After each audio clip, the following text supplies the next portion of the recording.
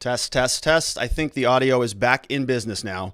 So let's just confirm that. I apologize for it. Miss Faith is going to double check, make sure the audio is back and well. All right. So we're back in business. I apologize for that. So let's get rocking and rolling. As I mentioned, I want to go through a lot of different things today. It's going to be a busy show. We've got 6 segments on the broadcast today. Normally we do 3, but 6 is more than 3. So we've got a lot to get through. Let me give you a little bit of a rundown on what is on the agenda. We're going to be talking about Derek Chauvin. Derek Chauvin's case is scheduled to start on Monday. We're looking at a voir dire to start on Monday, which is where they start a jury selection. So they're going to be basically trying to find a jury. It's going to be a long process. But something new happened today that I want to go through with you. There was a new appellate memorandum that just came out specific to one of those other charges that we had spoken about, the third-degree murder charge. And so I want to go through that appellate memorandum so you can understand what that means and then what that might mean for the trial. Is the trial going to happen on Monday, or is the voir dire going to start on Monday? We're just not sure yet. Probably will, but we're going to break that down a little bit further. Then we're going to change gears. We're going to talk about Andrew Cuomo. Andrew Cuomo is in even more hot water today because there was a new report released from the New York Times indicating that there was even more sort of cover-up than other people had suspected. And so I pulled up different New York statutes that we can go through, some related to fraud, forgery, and other types of potential criminal charges that Governor Cuomo could actually be facing if this continues down that road. We know that Attorney General Letitia James has opened up an inquiry into the governor, and so we'll take a look and we'll see if there is a potential for criminality. There is also another update in a case that we covered this week. I'm talking about Brittany Gosney. Brittany Gosney, if you don't remember, was the mom who is being charged with murder for killing her 6-year-old son and throwing his body in an Ohio river. And when we covered it earlier this week, we weren't real sure what the story was because Brittany Gosney, we just went into the police and basically, tried to explain that they were being kidnapped, or that her son was kidnapped or missing, and then they sort of cracked her right away. And so we have a little bit of a report that was released from the police. I'm going to read you what is in there because it does detail what happened on that particular day when she was apparently going to be dropping her kids off at the park. So we're going to go through that. As I said, kind of a gruesome story, but we want to break that down. We also have an update on Ghislaine Maxwell. There is a new story that a former Clinton aide who goes by the name of Doug Band, who is flipping now, actually met with investigators who are investigating and working with the government against Ghislaine Maxwell. So interesting that somebody might have flipped, and we're going to see if that might implicate other individuals, presumably, in particular, Bill Clinton. So we're going to dive into that story. Also, HR1, the Voting Act, the Election Integrity Act, passed the House of Representatives. That's going over to the Senate, so we got to break that down. And then lastly, we're going to talk about Eric Swalwell. Eric Swalwell is suing Donald Trump. He's also suing Mo Brooks and Rudy Giuliani. And so I want to break down what that story looks like because it's a very interesting lawsuit. A lot of the same things that we've heard about, but I want to show you specifically what he's asking for because he wants some limitations on the president from having future rallies or future protests. We've got a lot to get into today. I know what you're probably saying. You're saying, Rob, the 6 segments, you're usually doing 3 segments. What the heck is going on? It's Friday. We're tired. We've been talking about Sausagegate all week long, and now you're just going to drag us through 6 more segments.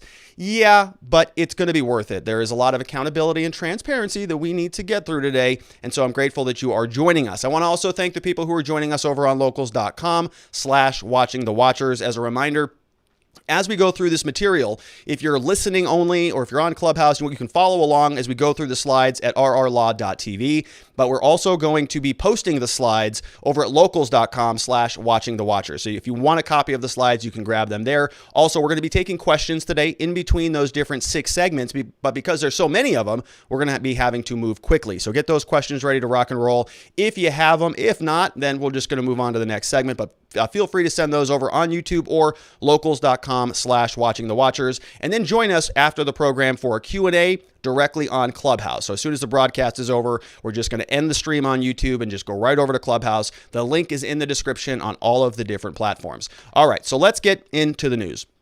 Yesterday, we talked about the 3 biggest defenses that I thought would be applicable to Derek Chauvin in his case. So if you missed that video, definitely go check that out. It was about an hour long. We talked about the 3 main charges that he was facing and what the best defenses were, in my opinion, if I were representing him as his defense lawyers. And as we were going through it yesterday, there was an interesting, I'm not sure if I covered it or not, but it's very relevant. One of the charges was actually not being charged against him. It had previously been dismissed, and there was some question as to whether or not it should have been dismissed. So early on in the case, let me back this up. Early on in the case, Derek Chauvin and his defense team, they filed a motion to dismiss all of the charges. They said there was no probable cause. They went through and they made their case, and the judge said, well, no, we're going to keep 2 of the charges, but we are going to dismiss the 3rd-degree murder charge. And this is the charge that we talked about that looks like this. It says specifically 3rd-degree murder. It was perpetrating an imminently dangerous act and evincing a depraved mind with a maximum term of imprisonment up to 25 years. And it said on or about May 25th, when George Floyd was killed, Derek Chauvin caused the death of another, George Floyd, by perpetrating an act imminently dangerous. And so yesterday, we spent some time talking about what imminently dangerous is, and we went through and explained all of the different knee on the neck, knee on the back techniques that many officers throughout the United States and throughout the world use.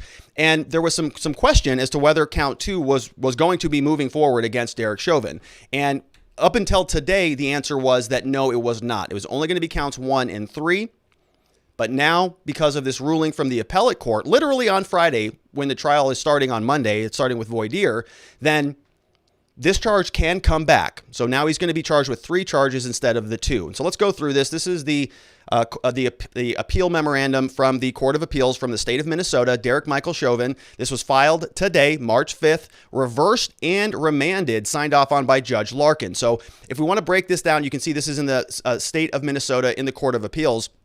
The way that this had worked is, of course, Derek Chauvin was being charged with felonies for the murder of George Floyd. That was all going at a lower level state court, just a regular county court. And so when the Derek Chauvin and his defense team filed a motion to dismiss the charges, the government appealed that once the judge did dismiss this 3rd-degree murder charge. And it was going through the Court of Appeals. And today, the appeals court said, no, judge, you were wrong in dismissing that underlying charge. Let's take a look at what the actual memorandum says. This is about 20 pages long, if I recall. We're not going to go through the whole thing. I just clipped a couple paragraphs out just so we can put some context around what happened here today. But it says here in this pretrial appeal, the state of Minnesota challenges, so this is the government, the prosecutor, is challenging the district court's order, which is the lower level court, that denied the state's motion to reinstate the 3rd-degree murder charge. So here, the government is not happy that they dismissed the 3rd-degree murder charge. They want to bring it back. The state argues, let's go on to the facts section. The appellant state of Minnesota charged the respondent, Derek Michael Chauvin, with 2nd-degree unintentional murder, 3rd-degree murder, and 2nd-degree manslaughter based on the death of George Floyd. So 3rd-degree murder charge was ultimately not here, and we were only left with the 2nd-degree unintentional murder and the 2nd-degree manslaughter. But now this 3rd-degree charge is coming back. Chauvin moved to the court to dismiss the charges for lack of probable cause. The district court denied the motion for the 2nd and the 2nd-degree manslaughter charges, but did grant the motion with respect to the 3rd-degree murder charge. So in doing so, the court said 3rd-degree murder can only be sustained in situations where the defendant's actions were imminently dangerous to other persons. And we spent a lot of time talking about this yesterday. What does imminently dangerous mean? How can it be imminently dangerous if there are a number of other police officers, police departments, police entities, law enforcement agencies around the world that do this on a regular basis? How could it be imminently dangerous? And so what this court is saying is that this 3rd-degree murder charge had to be dismissed because it concluded that they were not imminently dangerous to anyone else other than George Floyd, and this was specifically directed at him. So what they're saying is, and this type of charge, because of the language in the statute, as you can see here, it says imminently dangerous to others with an S, right? And so here, what Derek Chauvin and his defense team is saying was, it wasn't dangerous to anybody else. It was only dangerous to George Floyd. The statute here says others with an S, plural. No, this wasn't anybody else. It was just George Floyd. And the lower level district court agreed. They said, yeah, you're right. It does say others. Here, it wasn't anybody else other than George Floyd. This would be sort of a one-to-one connection. One officer, one defendant, one aggressor, one victim. It wasn't like a similar situation. The analogy that I saw used elsewhere was, well, what would be imminently dangerous to others? Well, a drive-by shooting would be. Okay, if you're driving through a neighborhood and you're just shooting into a building, that is dangerous to others. It's not a one-to-one connection. And so that's what Derek Chauvin and his team, they wanted to distinguish. They said this was not others. It was only George Floyd, and therefore it needed to be dismissed. Now, the court said, no, that doesn't hold any dice. Their rationale was because they issued a precedential opinion, so meaning this has precedent for other cases, which involved a former police officer convicted of third-degree murder in a shooting death that occurred in from a 911 call. This case was decided on February 1st, 2021. Remember that George Floyd was killed on May 25th, 2020. So as Derek Chauvin's case was pending, this other case was settled, State versus Noor. And Noor, who was that officer, challenged his third-degree murder conviction, saying the facts did not meet the statutory definition because his death-causing act was directed at a specific person. So it's sort of the same analogy there. The court affirmed the third-degree murder conviction in a 2-1 decision and said that conviction for a third-degree murder may be sustained even if the death-causing act was directed at a single person. So the Court of Appeals is now saying, yeah, you can bring that third-degree murder charge back, no problem. It doesn't only apply to people or to situations that involve others. It can apply also to one specific individual. In this case, that would be George Floyd. So now what does this do? This is kind of a mess because trial is supposed to start on Monday. And if Chauvin now was preparing his defense for the 2 charges and they just added a third charge, well, you could make the argument, or at least his defense team could say, we've been working on this case for a long period of time, and this is a new charge. We've been building our defenses based on what was in front of us at the time, but now the appeals court wants to just tack on an additional charge. We need more time to build up our defense, to do our interviews, and to prepare for that new allegation. But we're in a precarious position because the court also is really, really preparing for this trial. We know the whole city of Minneapolis is on lockdown. They've got barbed wire. There was a previous attempt by some people in charge over there to, connect with influencers there locally to start crafting the narrative surrounding this trial. A lot of preparations are going into this place. So it's not just a simple motion to continue where they just, okay, well, we'll just reset it for next month. We can do it next month. No, they're prepared for it. So this thing has to go forward. What is the judge going to do about this now? This is an order coming from the appeals court back down to the district court, and this is the final part of the decision. It says the court's precedential opinion in Noor became binding authority on the date it was filed. The district court erred by concluding that it was not bound by the principles of law set forth in Noor and by denying the state's motion to reinstate the charge of the third-degree murder on that basis. We reverse the order of the district court and remand the case for reconsideration of the state's motion. On remand, the district court has discretion to consider any additional arguments that Chauvin might raise in opposition to the state's motion, but the district court's decision must be consistent with this opinion. So what does this mean? Well, right now, it looks like that the district court, the lower level court, has to consider this. They have to make a decision on whether they are going to continue the trial or not. So the decision is telling the district court, you have to allow the prosecutor to bring back that third-degree murder charge. But what they are not mandating is how the court processes the case, at least procedurally. They're saying that third-degree murder charge can come back, but what does that mean for Derek? Is he going to be able to be prepared for his trial? Because what happens if not? What happens if this goes forward on all 3 charges? In other words, the lower level district court allows the prosecutors to reinstate the third-degree murder charge. Now, and the trial proceeds as usual. So we start with voir dire on Monday, and maybe trial starts 2 weeks after that. Is that enough time for Derek Chauvin to prepare his defense? I don't know. But if it's not, and the court forces the trial to go on further, and Derek Chauvin loses on that count, well, now he's got some pretty ripe bases for appeals. He can say that his due process was violated. The court basically made it so that he had an ineffective assistance of counsel because they did not give them enough time to prepare, because they forced the trial to happen sooner than it should have.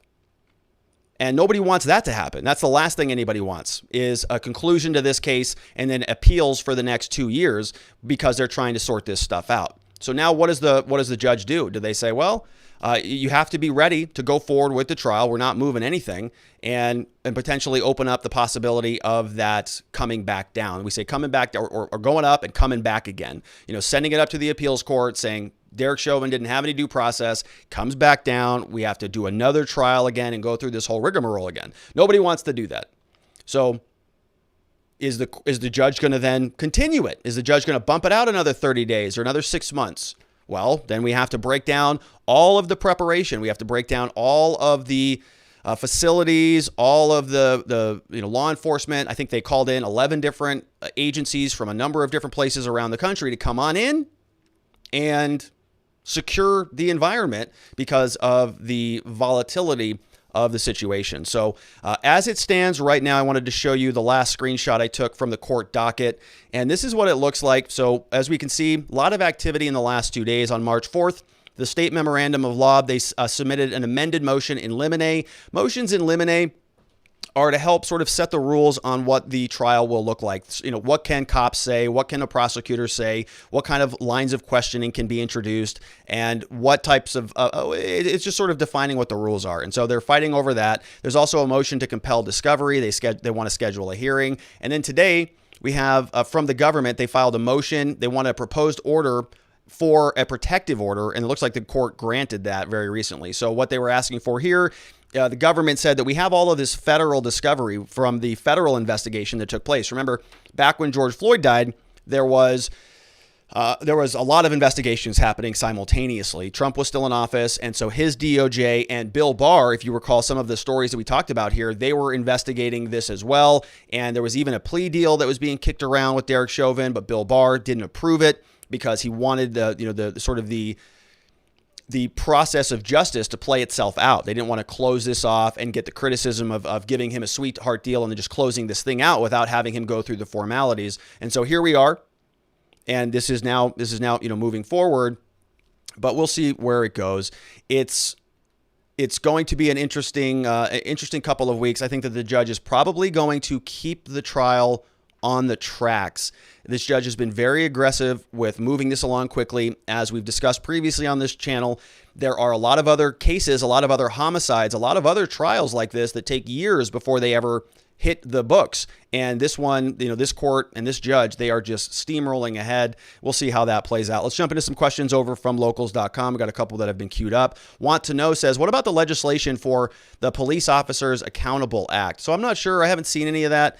The Police Officers Accountability Act, if you're talking about the George Floyd Act, that I think is in the process in Congress. I haven't taken a deep dive into that yet, but I know that was being passed simultaneously along with HR1, which we are going to talk about today. Another one from Liberty or Death says, a knee on the neck of a handcuffed individual for 8 minutes seems imminently dangerous to me. Others versus other. I think the intent meant plural, as in other than the person committing the act.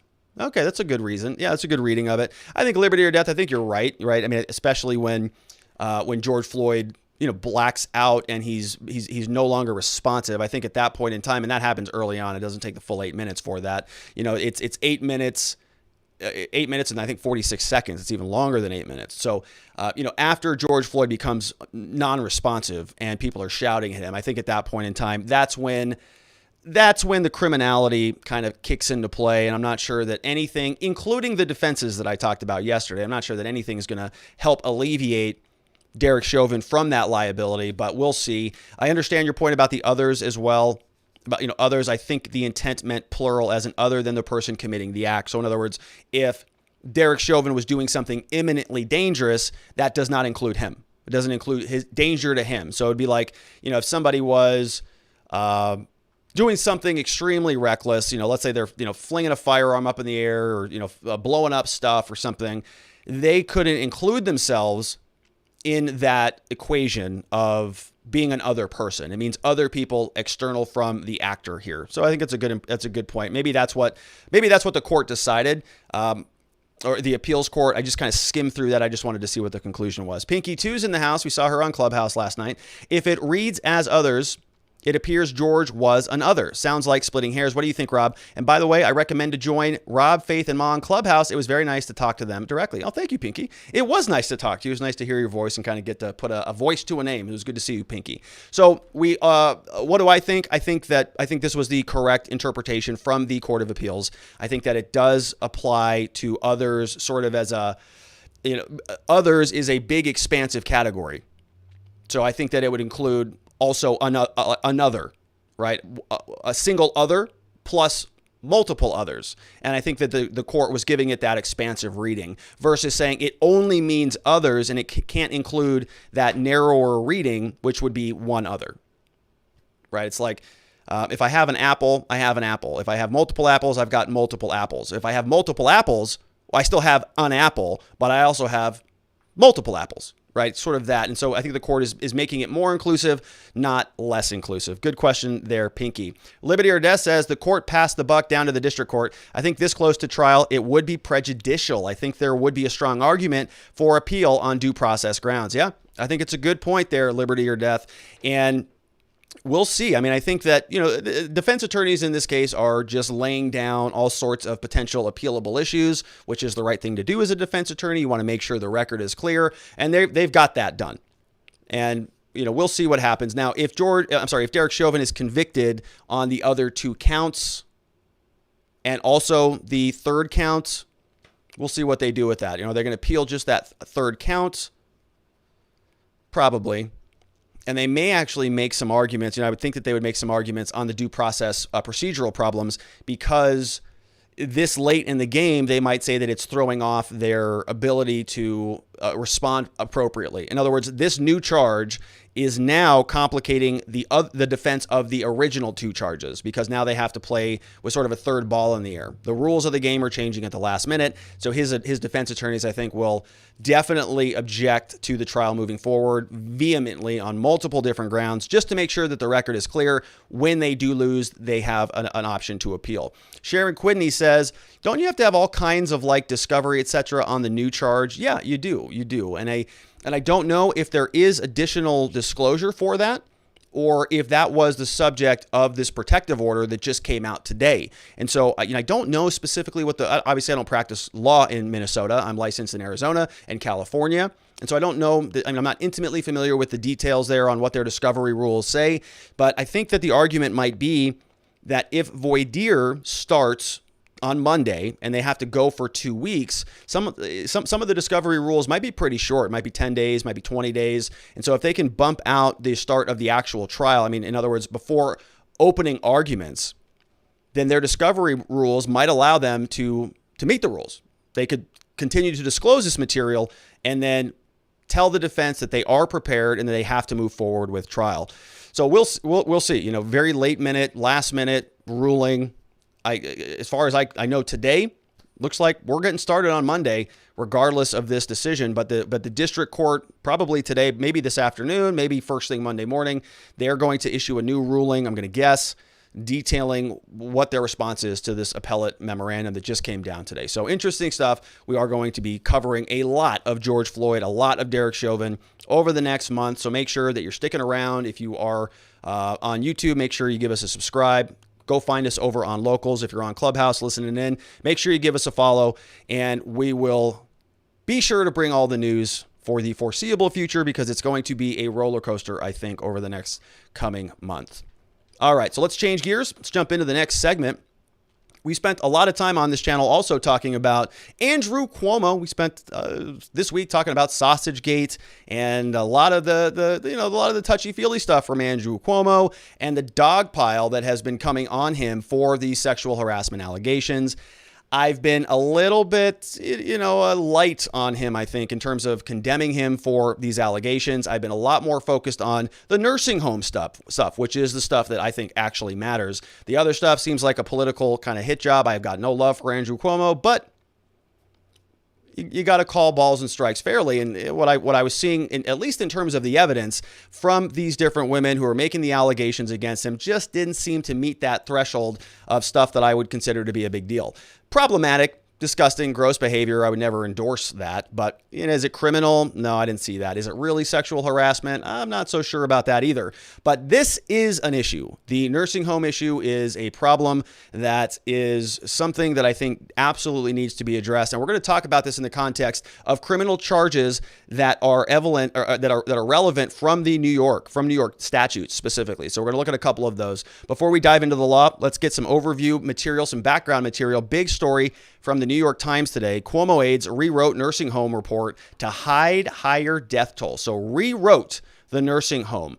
And as we read through this article, I want to keep in mind a couple things that we talk about a lot here. Mens rea and actus rea. So what is a person's mental state and what is the act that is of consequence that would lead to criminality? Remember, with criminal statutes, you really need two of those. Those are kind of the big building blocks of criminal convictions and criminal liability. You need a guilty mind and you need a guilty act. So let's think about that in the context of what's happening here with Andrew Cuomo. Is the governor's office, do they have a guilty mind? Are they doing something that is a guilty act? Just ask yourself those questions, and then let's look through the statute. So here is the story from the New York Times, which is not a conservative right-wing newspaper. This is an organization that largely has been sympathetic to Cuomo based on my reading of it, but they have just a sort of a shocking report today. So Cuomo aides rewrote the nursing home report to hide the higher death toll. After the state attorney general revealed earlier this year that thousands of deaths of nursing home residents had been undercounted, Mr. Cuomo finally released the complete data, saying he had withheld it out of concern that the Trump administration might pursue a politically motivated inquiry into the state's handling of the outbreak in nursing homes. So here we've got justification, right? We have mens rea, we have a mental state. They intentionally tried to prevent releasing this data. Why? Because they didn't want to get a politically motivated hit job from the Trump administration. And they also have an act where they are not releasing the data. They have withheld it out of concern. Mr. Cuomo and his aides actually began concealing the numbers months earlier as his aides were battling their own top health officials and well before requests for data arrived from federal authorities, according to documents and interviews with 6 people with direct knowledge of the discussions who requested anonymity to describe the closed-door debates. So from a criminal perspective, we've got 6 witnesses. We've got documents, we've got interviews, we've got people with direct knowledge of the discussions there. And the New York Times is saying that there was actual complete data that the governor's office had that was withheld. Why? Because they didn't want a political hit job coming their way. It's a politically motivated withholding of important documents. 6 people now are on record, although through anonymity, behind closed doors, saying this happened. The central role of the governor's top aides reflected the lengths to which Mr. Cuomo has gone in the middle of a deadly pandemic to control data, brush aside public health expertise, and bolster his position as a national leader in the fight against the coronavirus. As the nursing home report was being written, the New York State Department's health data, contained in a chart reviewed by the Times, was included in a draft. It put the death toll roughly 50% higher than the figure that was being cited publicly by the Cuomo administration. So we have the state health department data 50% higher than the figures that Cuomo was referencing. The health department worked on the report with McKinsey, a consulting firm hired by Cuomo to help with the pandemic response. The chart they created compared nursing home deaths with other states, with other states. New York had 9,250 deaths, exceeded the next highest state, which was New Jersey at 6,150. Story continues. The aides who were involved in changing the report included, and they're naming these people here in this article. They've got Melissa DeRosa. We have the governor's top aide. We have Linda Lacewell, who's the head of the State Department of Financial Service. We've got Jim Malatras, who's a former top advisor to Cuomo and brought back to work on the pandemic. None had public health expertise. So a bunch of politicians in there manipulating, moving numbers around. In response to a detailed list of questions that the New York Times sent on Tuesday, the governor's office responded with a statement Thursday night from Beth Garvey, a special counsel, who said the out-of-facility data was omitted. So it was omitted. Think about this as an act. Did they go in there and falsify? And did they give them a list of numbers that were fraudulent, or did they just kind of withhold the data? There's a difference there. Did they draft a report that they knew was based on bad data or totally irrelevant numbers, or was it just some guy in the back with a spreadsheet just slamming numbers into the keyboard? No, it wasn't that. They had good data. They just didn't include it all. They just omitted some of the bad data so that the stuff that came out in front of the public was a lot more palatable for the mainstream population. She added that the additional data did not change the conclusion of the report. So she's saying it was omitted after the DOH, so the Department of Health could not confirm that it had been adequately verified. So look at that. So that's a good justification for why they didn't include it. They're going to have to find some legal reason for why they made that decision. And this is what I think this is going to come down to ultimately. It's discretion. Okay, when people are drafting reports, this happens all the time, doesn't it? You include some things in a report, some things are not relevant. Even when you did a book report in 8th grade, you didn't talk about everything. You didn't explain the whole book, because if you did, you could just bring the whole book in and say, here, you read it. All right, you synthesized it, you summarized it, you said, oh, that little plot point with Susie and Sally, that didn't matter. So you leave that part out and you only talk about the bear eating the wolf or whatever book you were reading. And so is this what happened here? Was this just sort of regular operational routine within the Cuomo administration, just deciding, well, we couldn't verify it, so we only wanted to put out verified numbers? They're going to be twisting themselves into pretzels to justify their rationale for doing this. And it looks very suspicious when the numbers that they just happen to omit show a story where there was a lot more dead senior citizens as a result of their decision, their directive to send people with COVID back into nursing homes. Doesn't look good. Certainly looks like there is some strong motivation, some very, very strong biases here that might lead towards fraud or forgery, which we're going to dive into those statutes here shortly. The story finishes up. The day after the report was published, legislators began calling for hearings and requesting complete data.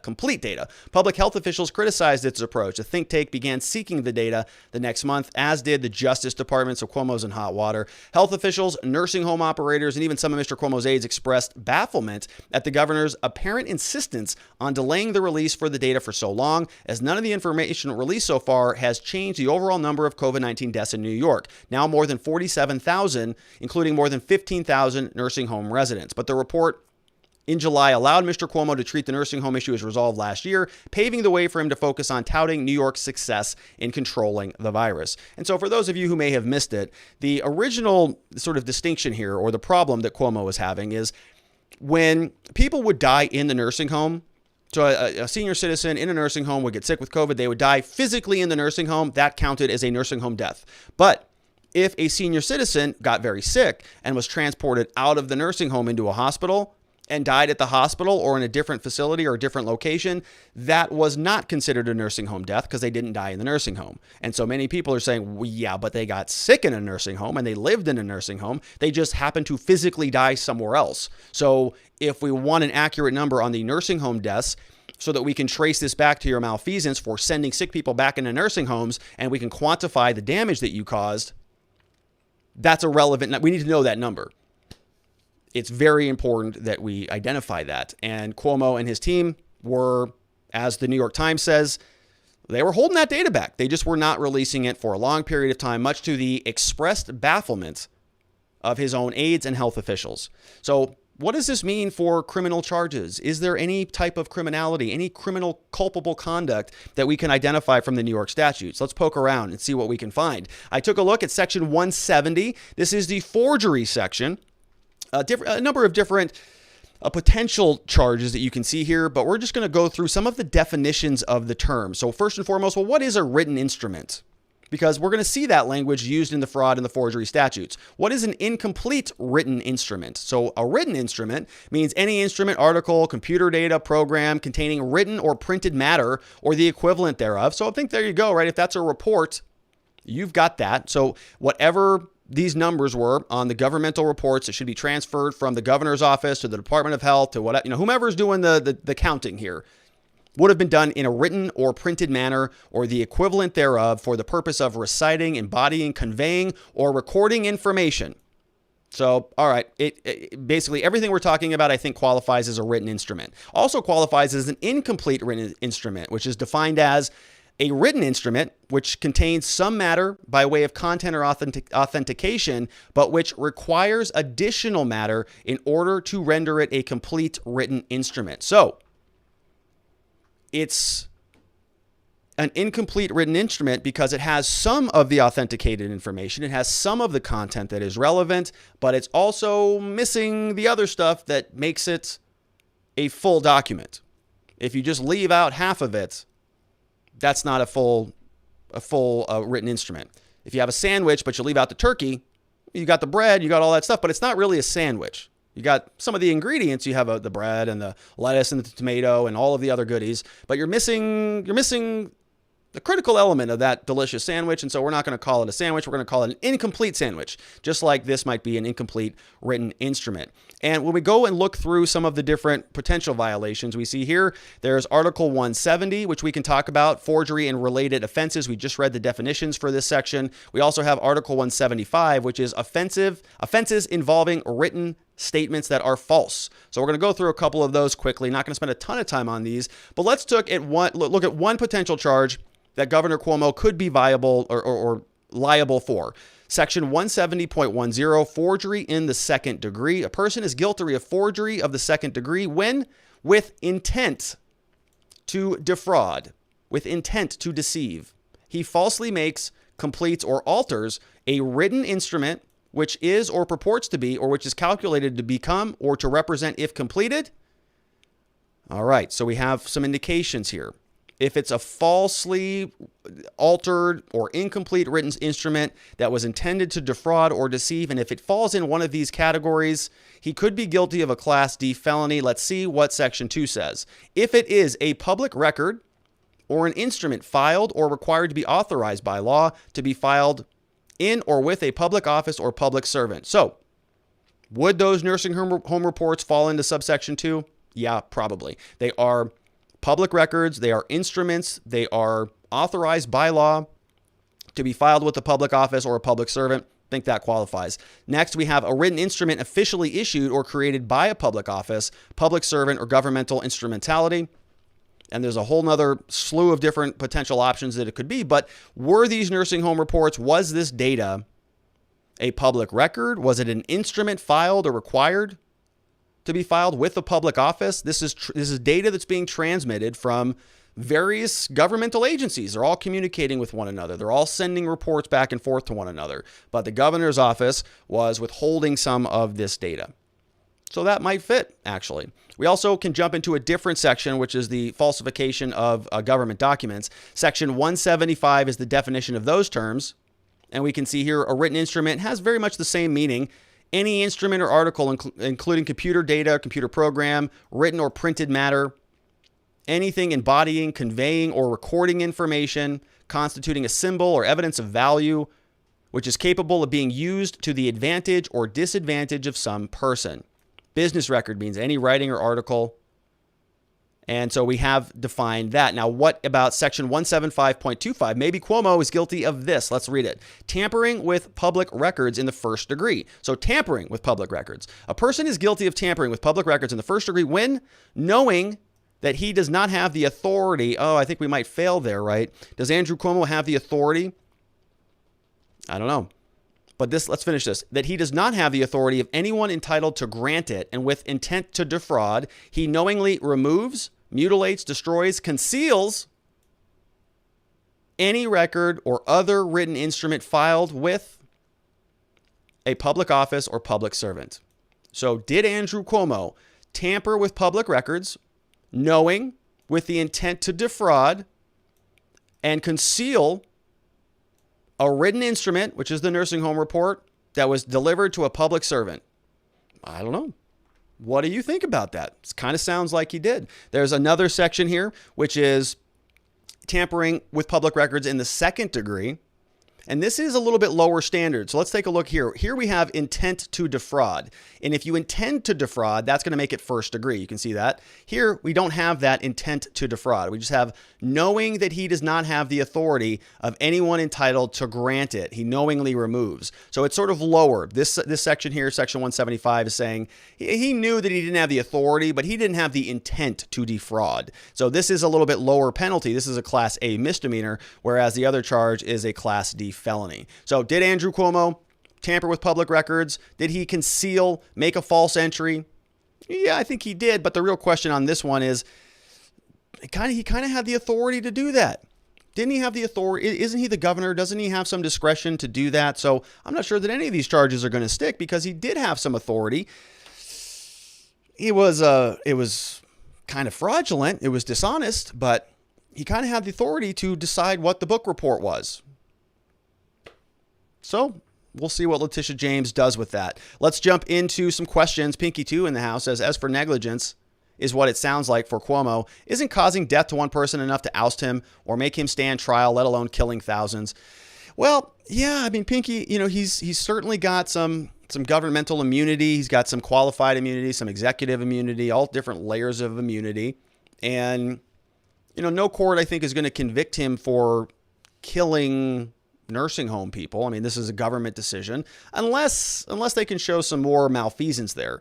But, this was sort of COVID era. This was in the fog of war. Nobody really knew what anybody was doing. And so I think he could make the argument here that he was just doing his best. He made a decision that a lot of other governors made, and he shouldn't be held criminally liable for that. I'm not as concerned about that. I actually don't think that he should be charged with crimes for the nursing home debacle. And I know that might not sound right, but he was a governor in the middle of chaos and pandemonium. And I think other governors were making the same decision. Everybody was sort of rationing care and making the best of an awful situation. So I'm not as mad about that. I understand that people can make mistakes, and we want our leaders to try their best. And we all know that they're going to make mistakes. They all make a lot of mistakes, in fact. And that's just sort of the nature of governing a country like ours. The bigger issue that I have is falsifying the records. Now, you can make a mistake, but you got to own up to it. When you start to cover up the mistake that you made, that's when you're talking about some actual, criminal malfeasance. Now you're trying to hide records from the public eye. Now you're trying to manipulate the evidence that's in your disposal, and that is a big problem. And so I think that this is more closer to potential criminal liability than the underlying nursing home issue in and of itself. But the liability, the exposure comes from the cover-up. The cover-up is worse than the original problems, and we'll see where that one goes. Good question, Pinky. Sharon Quidney says, wow, falsifying reports of people dying, then covering everything up with this sexual misconduct deflection. Words fail me. Yeah, it's been an interesting Cuomo roller coaster. I remember just a couple months ago. I mean, he was sort of the savior on high. He had come down to save America from Trump. Look at Trump. Look at what a monster he was trying to manage this COVID pandemic. But here is Cuomo. He's like a little savior with a little halo around his head in all his pictures. He's just a hero every day of the week, getting out there and giving press conferences. Everybody was just, hyperventilating over this in the media. And, well, maybe they're all having a little bit of buyer's remorse on that. And now the narrative is shifting. Doesn't work out for Cuomo, does it? We have David M. over on YouTube says, Democrat leaders are condemning Cuomo now. His career is done. David, I'm not so sure about that. I think you're absolutely right that the Democratic leaders are condemning him now. But, they also did the same thing with Governor Northrup over from, I think it was West Virginia, maybe Virginia. And he's still in office. So he just kind of rode it out. And this was the blackface guy that had a number of the different parties where he had blackface on. And, he said, he kind of came out and said, yeah, well, that was me and I'm sorry about it. Calls all over the country. He had to resign. Then he kind of reversed course like a week later and said, no, actually, it wasn't me and I'm not resigning. And how do you like that? And so he got kind of bombarded for a month and he's still in office and the whole thing is blown over. And so if Andrew Cuomo does the same thing, he may stick around. He may just sort of say, oh, I'm not going anywhere. Do what you want to do. I just saw a new headline out today that New Yorkers don't even care. They think he did a great job with the coronavirus. So, this is the problem with this dishonest reporting that you see all over the country. It's dishonest and people just buy it up, which is a big bummer. Fortunately, we don't live in New York, so I know that the true reality here is that he did an awful job with coronavirus, some of the worst in the country, in fact, if you look at the numbers. But because the people in New York, they just live in that echo chamber bubble where it's just the media sycophancy just over and over and over again. Cuomo, oh, he's so good. He's saving America. All right. That's all they're going to hear. So he's kind of insulated from it. The rest of us who don't live in Manhattan, we're all sitting, looking from the outside looking in saying, what a disaster. This whole thing is like a Category 5 hurricane politically. But he's there in New York with his constituency, who are the only people who really matter. Okay, what Rachel Maddow, what Chuck Schumer says. Well, Chuck Schumer's in New York, but what some of these other senators say from other parts of the country, who cares? If the people in New York still like him, batten down the hatches, stick through it, and I think he'll be He'll be fine if he wants to be fine. We don't know what I think he can weather the storm based on his last press conference. Liberty or Death says, pretty sure AG James is looking to be governor. That is why she is unloading on him. Also, I saw Lee Zeldin is looking at running for governor of New York. I think Zeldin has a better chance. New York has a tendency to vote for Democrats a few times in a row, then a Republican. Either way, I do love watching the left eat their own. That comes from Liberty or Death. Yeah, and it is kind of satisfying to see that, right? For many, many months, all we could hear about was how incredible Cuomo was from many of the same people who are now condemning him. So now they're having to kind of eat their own words, but it just shows you what a facade this whole thing is. We have Liberty or Death also asking, do you think Fredo's brother would be covered by qualified immunity, or could he actually be charged? I think it depends on the nature of what Letitia James finds. So first of all, I agree with you, Liberty or Death. I think that Letitia James is very aggressive, and good for her for being a politician like that. I mean, I disagree with much of her decisions. I don't like how she handled any of the Rochester case stuff. I don't like what she's doing with Bitcoin. She just released a new press release that she's going to be coming after people for Bitcoin and crypto and currency exchanges and all these different things. So I'm not a fan of her politically, but she is out in front of almost every single issue. She had a press release on the Daniel Prude stuff. She's been very aggressive with Cuomo now. There's some other stories that we've covered from her. So she's sort of touching on everything. And I'll be curious to see what she finds. I think that if there was sort of, gross negligence in this case, if the Cuomo administration was acting in a manner that was just beyond reprehensible, if they knew that they were killing people by sending them back into nursing homes and they just did it anyways, they said, well, it's just too bad. I know it's a higher death rate, but we're going to do it anyways. Then I think that would be negligence to the point that would remove them from any level of immunity. But as long as they can come back through and make a justifiable claim, connect it to any legitimate, in law school, rational basis, if they have a rational basis for doing these things, then maybe they escape that liability, which I think is probably going to be how it goes. I think there's going to be a lot of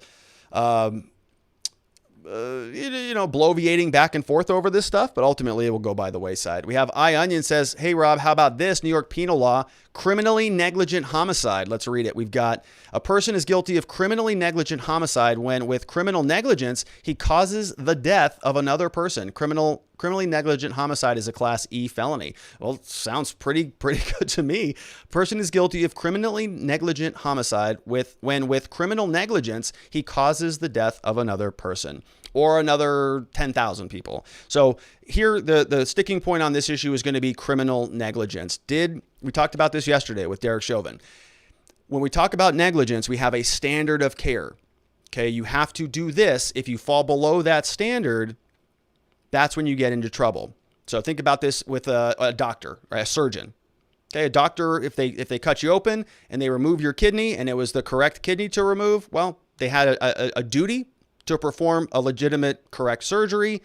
They completed their duty. No harm, no problems, no negligence. Well, what happens if they're supposed to take out your kidney and they take out your liver? Well, they did a surgery, but it wasn't the right surgery. And so they had a standard of care. They fell below that standard. Now they're going to be opened up to medical malpractice claims and all sorts of problems. So same type of concept here.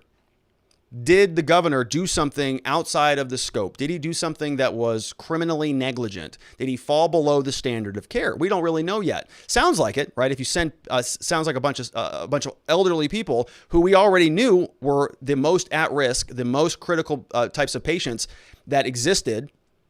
If you send them back into a nursing home with COVID, where they're going to turn into these little, nuclear bombs of the virus, that sounds negligent. But in my opinion, I was giving him the benefit of the doubt on this thing because, like I said, it was the fog of war. Nobody knew what the hell was going on. And so some of these decisions can be excused unless he knew, right? Unless there's more evidence that he knew that this was going to be a problem.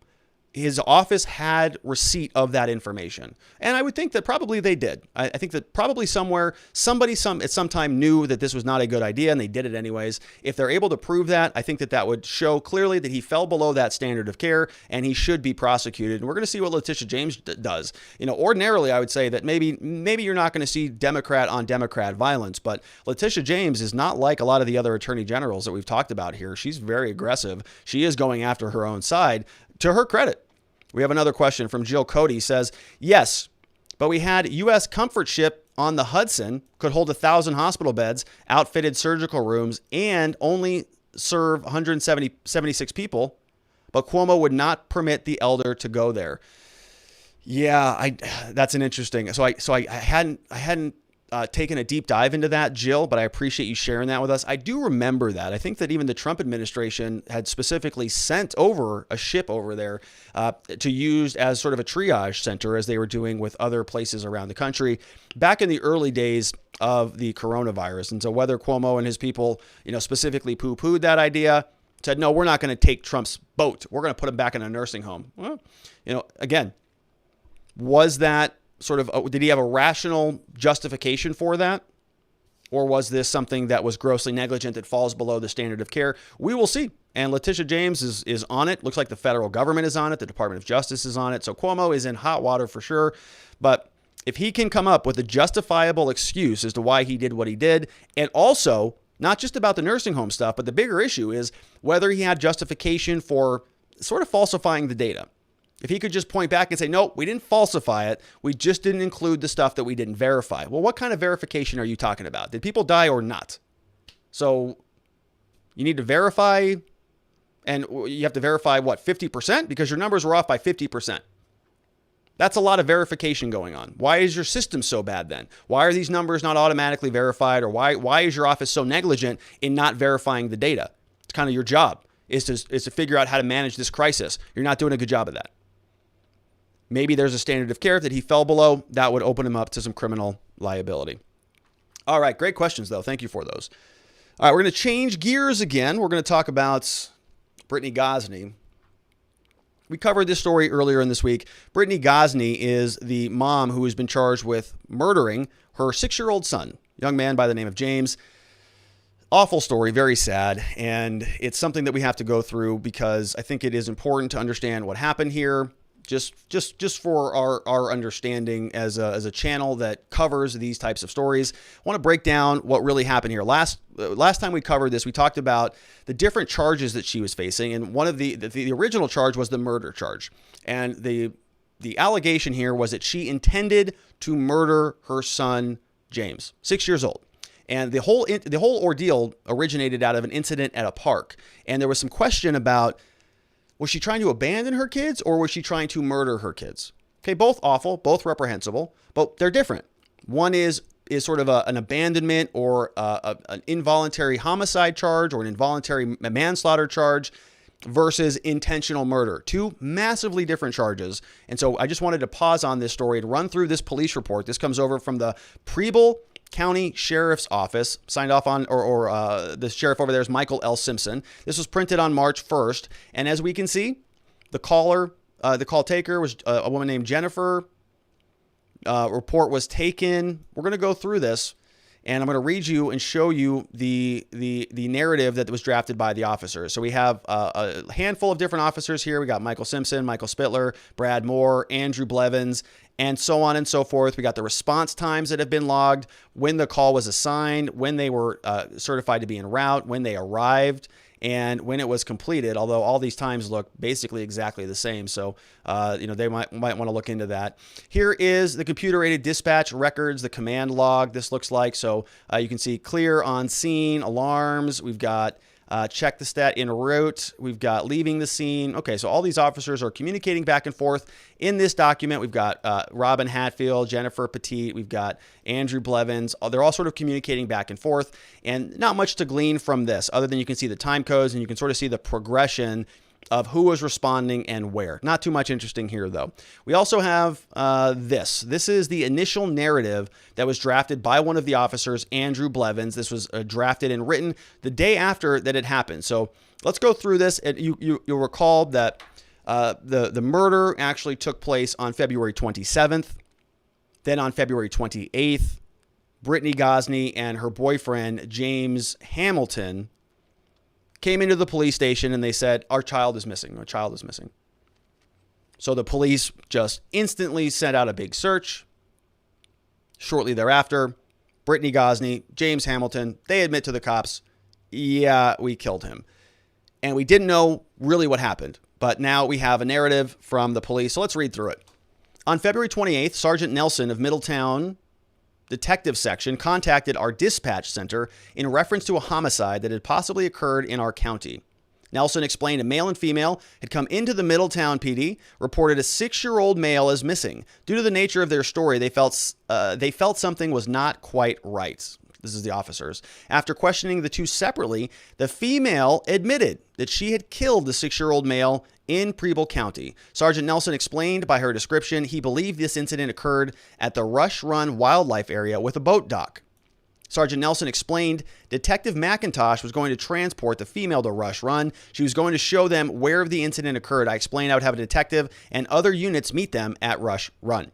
I contacted Detective Fourier and Captain Hatfield to respond to the scene. I also contacted Major Moore, Chief Deputy Spittler, and Sheriff Simpson and informed them of the situation, and all stated they would be responding to the scene. I was on another call and explained I would respond directly after completing that call. Upon arrival at Rush Run, Area Lot 4, I met Preble units and Middletown units. Speaking with detectives, I was able to ascertain what had occurred. The subjects were identified as Brittany Gosney and James Hamilton. 6-year-old male was identified as James Hutchinson. Hutchinson is the biological son of Brittany. Brittany and Hamilton are involved in a romantic relationship. Brittany was on scene at the time. Middletown explained Brittany and Hamilton showed up at the police department around 10 a.m. this morning. So that's Brittany and James Hamilton, her boyfriend. They reported Hutchinson, the son, missing. During conversations with the police, law enforcement became suspicious they were not getting the entire story. They separated Brittany and Hamilton and both provided different stories, which is why they do that, so that they can corroborate stories. Upon further interview, Brittany admitted that she had killed Hutchinson. Brittany stated Hamilton, the boyfriend, wanted her to get rid of her kids. On February 27th, at approximately 0300 hours, Brittany drove her kids to the Rush Wildlife Area Lot 4. Brittany's kids are 9, 7, and 6. We had some questions about that previously. How old were the other kids in the car? Brittany drove them to the area in a 2005 Dodge Grand Caravan that is registered to Hamilton, the boyfriend. Brittany stated she knew of the area because she and Hamilton had taken the children fishing at this location. Brittany stated she had planned to go get the kids out of the vehicle and to leave them behind as Hamilton had been pressuring her to get rid of the kids. When doing this, the 6-year-old, Hutchinson, grabbed onto the door handle. Brittany slammed the gas trying to leave the kids and drug Hutchinson, possibly running him over. Brittany turned the vehicle around to check on Hutchinson, and he was dead. Brittany then loaded the 2 other children and Hutchinson back into the vehicle and returned to her and Hamilton's residence, 507 in Crawford in Middletown. Hamilton and Brittany placed Hutchinson's body in a spare room beneath a window at approximately 0300 hours on February 28th. Brittany and Hamilton drove the Dodge Caravan to the bridge that goes over the Ohio River and threw Hutchinson's body into the water below. After some discussion with Sheriff Simpson, Prosecutor, Detective Fourier, they were assigned to investigate the case jointly with Middletown detectives. Those units left the scene with Brittany to go and identify the area where Hutchinson's body was thrown into the Ohio River. I obtained photographs of the parking lot and suspected scene where he was killed. Major Moore completed a diagram of the area. The immediate area and parking lot was checked. No viable evidence was located. Middletown provided me with a report number. Captain Hatfield later informed me that when they arrived at the location where Brittany states Hutchinson's body was thrown into the river, the water was rough and too rapid to be searched tonight. Captain Hatfield advised they were going to return the morning of March 1 to try and complete the search. The other 2 kids who were present when Hutchinson was killed are also supposed to take part in a forensic interview on the campus of Cincinnati Children's Hospital as well. Due to the conditions not being safe for a water search, detectives returned to Middletown to assist with a search warrant service at the residence and an additional interview of Brittany. See their supplements for additional information. Both Brittany and Hamilton were housed in Middletown jail. And so we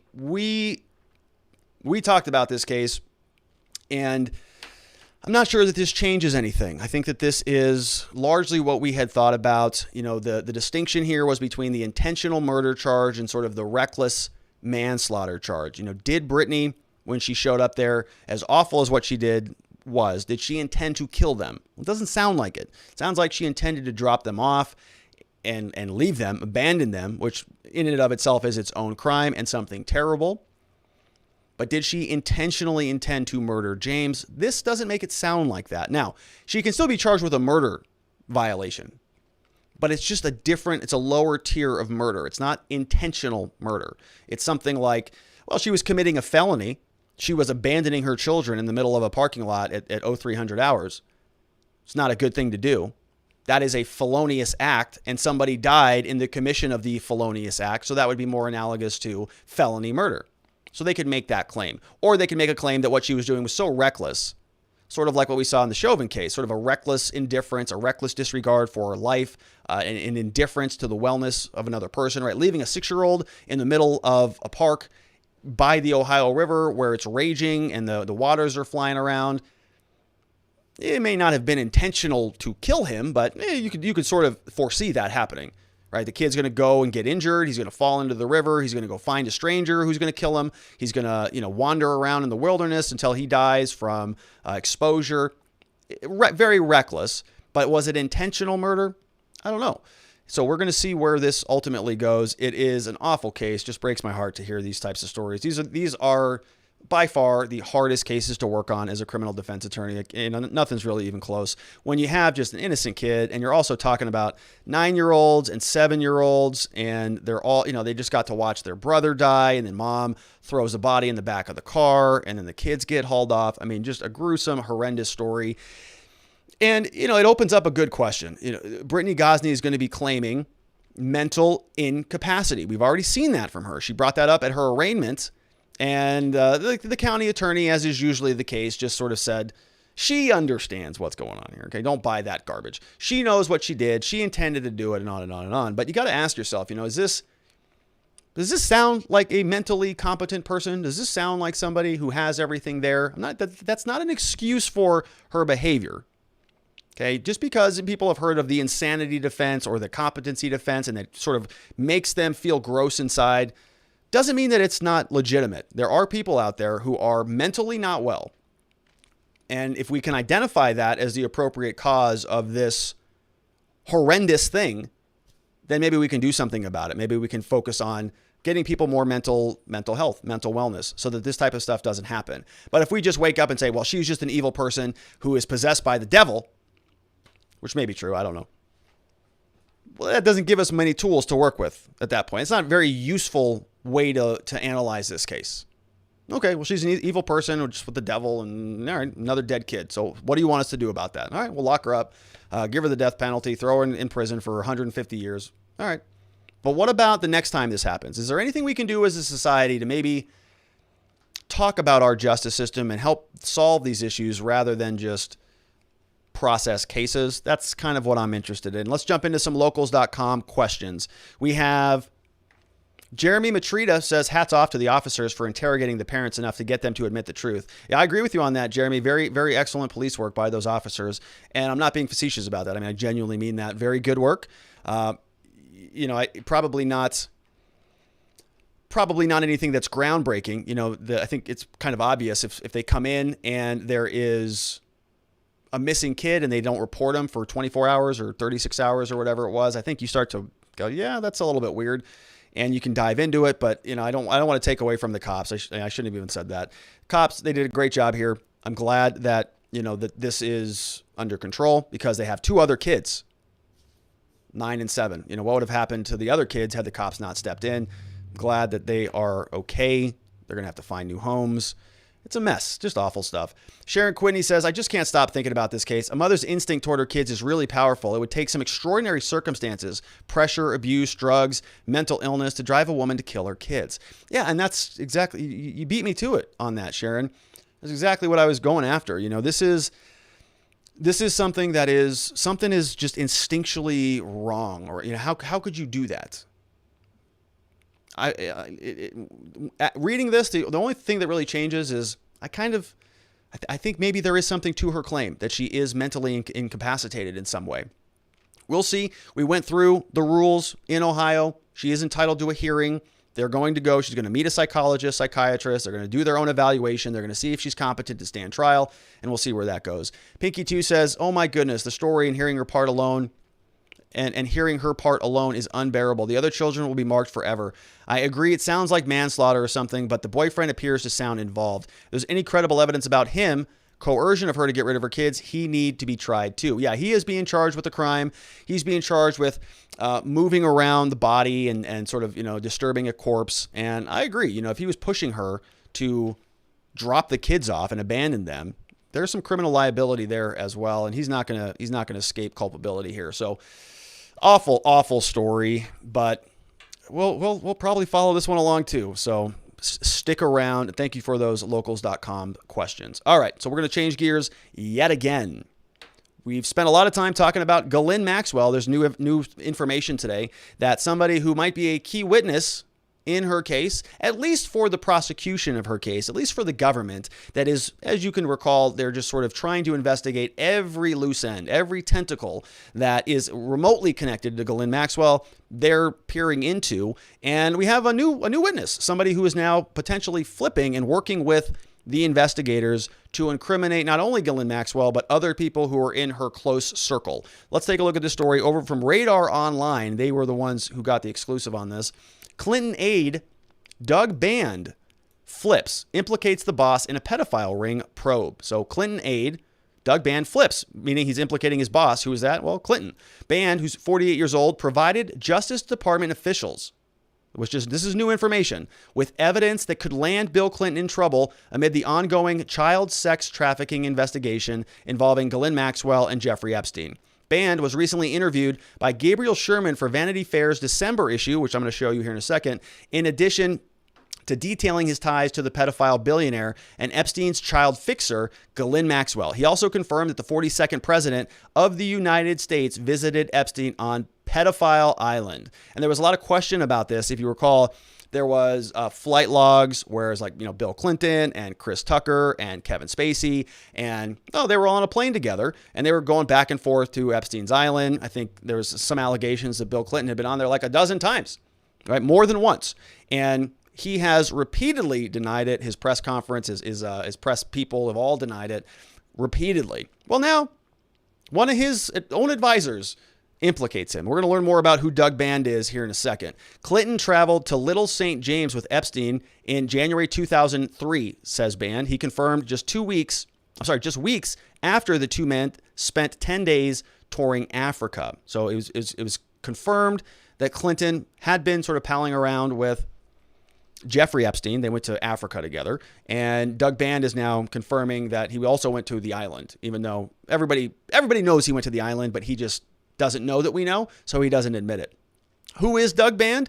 This is some more information about him over from Wikipedia. As we learned, he's 48 years old, went to Georgetown University Law, president of a company called Teneo. He's a lawyer, adjunct professor over at New York University, former advisor to President Bill Clinton on a number of different boards, Coca-Cola, different advisory boards for soccer. And he was born in 1978, businessman, lawyer. He is previously, he was the deputy assistant to President Bill Clinton in the White House. Later, he was counselor to President Bill Clinton. Band was, quote, the key architect of the Clinton post-presidency. He created the Clinton Global Initiative. Band later worked for the William J. Clinton Foundation. He also traveled to North Korea to orchestrate the release of 2 Americans. Served on Coca-Cola's board. Early on in the White House, he began working on in 1995 as an unpaid intern for Clinton's White House counsel's office. Band then served on the White House counsel's office staff for 4 years. He became a special assistant to the president and one of the youngest deputy assistants ever to serve a president. He then served as the president's aide, traveling nearly to 125 countries, over 2,000 cities. So he spent a lot of time with Bill Clinton. This was not just sort of a Monica Lewinsky. This was somebody who was actually involved in a lot of other things. Actually, she was too. But this traveled around, traveled the world with Bill Clinton, so presumably knows a lot about him and knows a lot about what he did, especially back during those days. Remember, all post-presidency stuff, which again, Clinton has denied. According to Radar Online, they are reporting the timing of Band's interview was a bit confounding. It landed a week after his juicy tell-all hit newsstands, and he later announced he was stepping down from consulting at the firm that he was consulting at. Radar has now learned that this was also around the time that Clinton's bagman for close to 2 decades spoke with criminal investigators from the Southern District of New York. So what they're saying is, in this kind of bad sentence, is that he released a book, gave a tell-all to Vanity Fair, and then also was communicating with criminal investigators from the Southern District of New York. This makes him the first the first Epstein-Maxwell associate who is known to have cooperated with authorities in the most recent probe into the accused pedophile. So this is a big deal. Band became fast friends with Epstein and Maxwell back in 2002, at a time when he was at the height of his powers due to his role as a key architect of Clinton's post-White House career. Band first showed up on Epstein's flight manifest in March of that year, when he flew from JFK Airport down in New York to London with his boss, Epstein, Maxwell, Sarah Kellen, and 3 Secret Service agents. So he's been on the plane himself, and now he's saying Clinton was also there. Kellen would later be identified both as a recruiter and a victim of Epstein, but unlike most victims, she was over the age of 18 when she first met the pedophile. And then this is that other story, basically coming from Vanity Fair. This is a summation of it. You can see down here, this was written by Daniel Bates back on December 2nd, 2020. So this was right about the same time that Band was speaking to Vanity Fair. This was a report on that. Bill Clinton's former advisor spoken out in an extraordinary tell-all interview about the Clintons to Vanity Fair. He described being so close to the Clintons that it was like being in a cult that is hard to get yourself out of. Band, who was Clinton's body man, became like an adopted son to him, revealed that Clinton sabotaged Hillary's 2008 presidential run. He claims Clinton didn't want Hillary to win and hogged the spotlight from him. He said he was used to it being all about him, and if she won, it would be all about her. He added, in the White House, he would be back under a microscope without the benefit of being the one in charge. 48-year-old also claims that Clinton did visit Jeffrey Epstein's island, dubbed the Pedo Island, despite his denials. He also claims that Chelsea Clinton was so close with Epstein's alleged madam, Ghislaine Maxwell, because she had access to yachts and nice homes. Band began to leave Clinton world around 2011 when Chelsea began to assume more power and control over the family affairs. And then this is another picture from that story with, of course, Bill Clinton and Ghislaine Maxwell on a jet flying off to somewhere. So Clinton, according to Band, Clinton did visit the Caribbean island owned by Jeffrey Epstein in 2003. Despite his denials, Clinton with Ghislaine Maxwell on the private plane in 2002. So this is not just somebody who was, writing a blog on the internet saying that they found something. This is somebody who has been intimately involved, intimately connected with the Clinton family, and now they're working with federal investigators about this stuff. Whew, it's juicy. We have, they joined a trip with an additional 7 Secret Service agents, Band's one-time girlfriend, supermodel Naomi Campbell. Later, Band and Clinton flew around the world with Epstein, country hopping. The men did not stay on with Epstein as he traveled to Brunei, Indonesia, Sri Lanka, and other places. Kellen and Maxwell joined the men. These infamous trips came in September 2002 when Band joined Epstein and Clinton on their way through Africa. Kevin Spacey was there. Chris Tucker was there. It's likely that 4 other guests who were of interest to the federal prosecutors may have been there. Kellen, Cindy Lopez, Chantel Davies, and Andrea Mitrovic. Davies, though not underage, was another of Epstein's victims. She would eventually recruit her younger sister for the pedophile. Band claimed that he spent years begging the Clintons to cut ties with Maxwell after Epstein's arrest, but to no avail. He said he has no issue cozying up to Maxwell at a party in Valentine's Day in New York. Hillary and Bill's daughter said Ghislaine had access to yachts and nice homes. They needed that. And so we all kind of know where this is going. We have the registration was tied to his work in Saudi Arabia on the $500 billion effort to build a new city in the country that is being spearheaded by Saudi Crown Prince Mohammed bin Salman. Same country that Epstein, the convicted sex offender and wealthy financier, who was found dead in a Manhattan federal jail, was discovered to have entered multiple times using a fake passport. It's unclear if Band was being altruistic or if officials forced him to come in and speak with the prosecutors. He was one of 70 people named by Virginia Roberts in a 2016 court filing that named people who said had knowledge or might have knowledge of Epstein's sex trafficking. So it's an actual witness now. Radar Online is confirming that he's actually communicating with federal investigators. And we'll see what this does. This is another witness. And remember what the problem with the Ghislaine Maxwell case is most of this stuff is under seal. We can't see any of the evidence. I did a podcast with Sean Atwood the other day, big true crime podcast guy. So if you missed that, go check out his channel. I thought it was a good interview. We were talking about Ghislaine Maxwell and Jeffrey Epstein. And, the big question here is, what is Ghislaine going to do? What are her defenses? How does she escape this? And I broke this up into 2 different buckets. We have the bucket of the actual defenses that are responding to the accusation. So, allegations of sex trafficking, allegations of perjury, allegations of enticing people to transport in an international trade path of commerce such that there was a conspiracy, and they have really 4 charges: conspiracy, transportation, and then the actual sex. So there was a conspiracy, there was the transportation, then there was the sex. And when we asked you about it, you lied about it. 4 charges, all in a row like that. And the problem with responding to those charges is we don't know what the evidence really says. We've got 3 victims. We know who one is because she identified herself, but the other 2 kind of still floating around. And most of the court documents, the motions, any of the requests that we've been trying to identify, all of the journals that have been covered, many of those things are just redacted till the end of the earth. We can't see any of the text. It's all gone. It's all blacked out because everything is being held under seal. So how do you analyze those? How do you build a defense if you can't see any of the evidence? Well, you can sort of make the same defense arguments that you would make in any type of case like this, right? That the case is very old, that the victims or the accusers, if you don't want to identify them as victims yet, they have ulterior motives. They were suing him financially. They wanted, financial compensation. There were civil lawsuits flying around, and they have ulterior motives. And so there's a lot of different ways that you could attack that case. But I think the more interesting defense here are these process crimes. Whether they're trying to show that there was a due process violation because she doesn't have access to her defense team. She doesn't have access to a laptop. She can't participate in her own defense, can't communicate with her lawyers, is being treated poorly, cruel and unusual punishment, is, patted down. I think it's been like 1,400 times as of mid-February. So, they're going to make those claims, and they're going to start to lay down the framework for an appeal later down the road. And one of these is probably going to be prosecutorial misconduct and a whole slew of other allegations, a whole slew of other claims.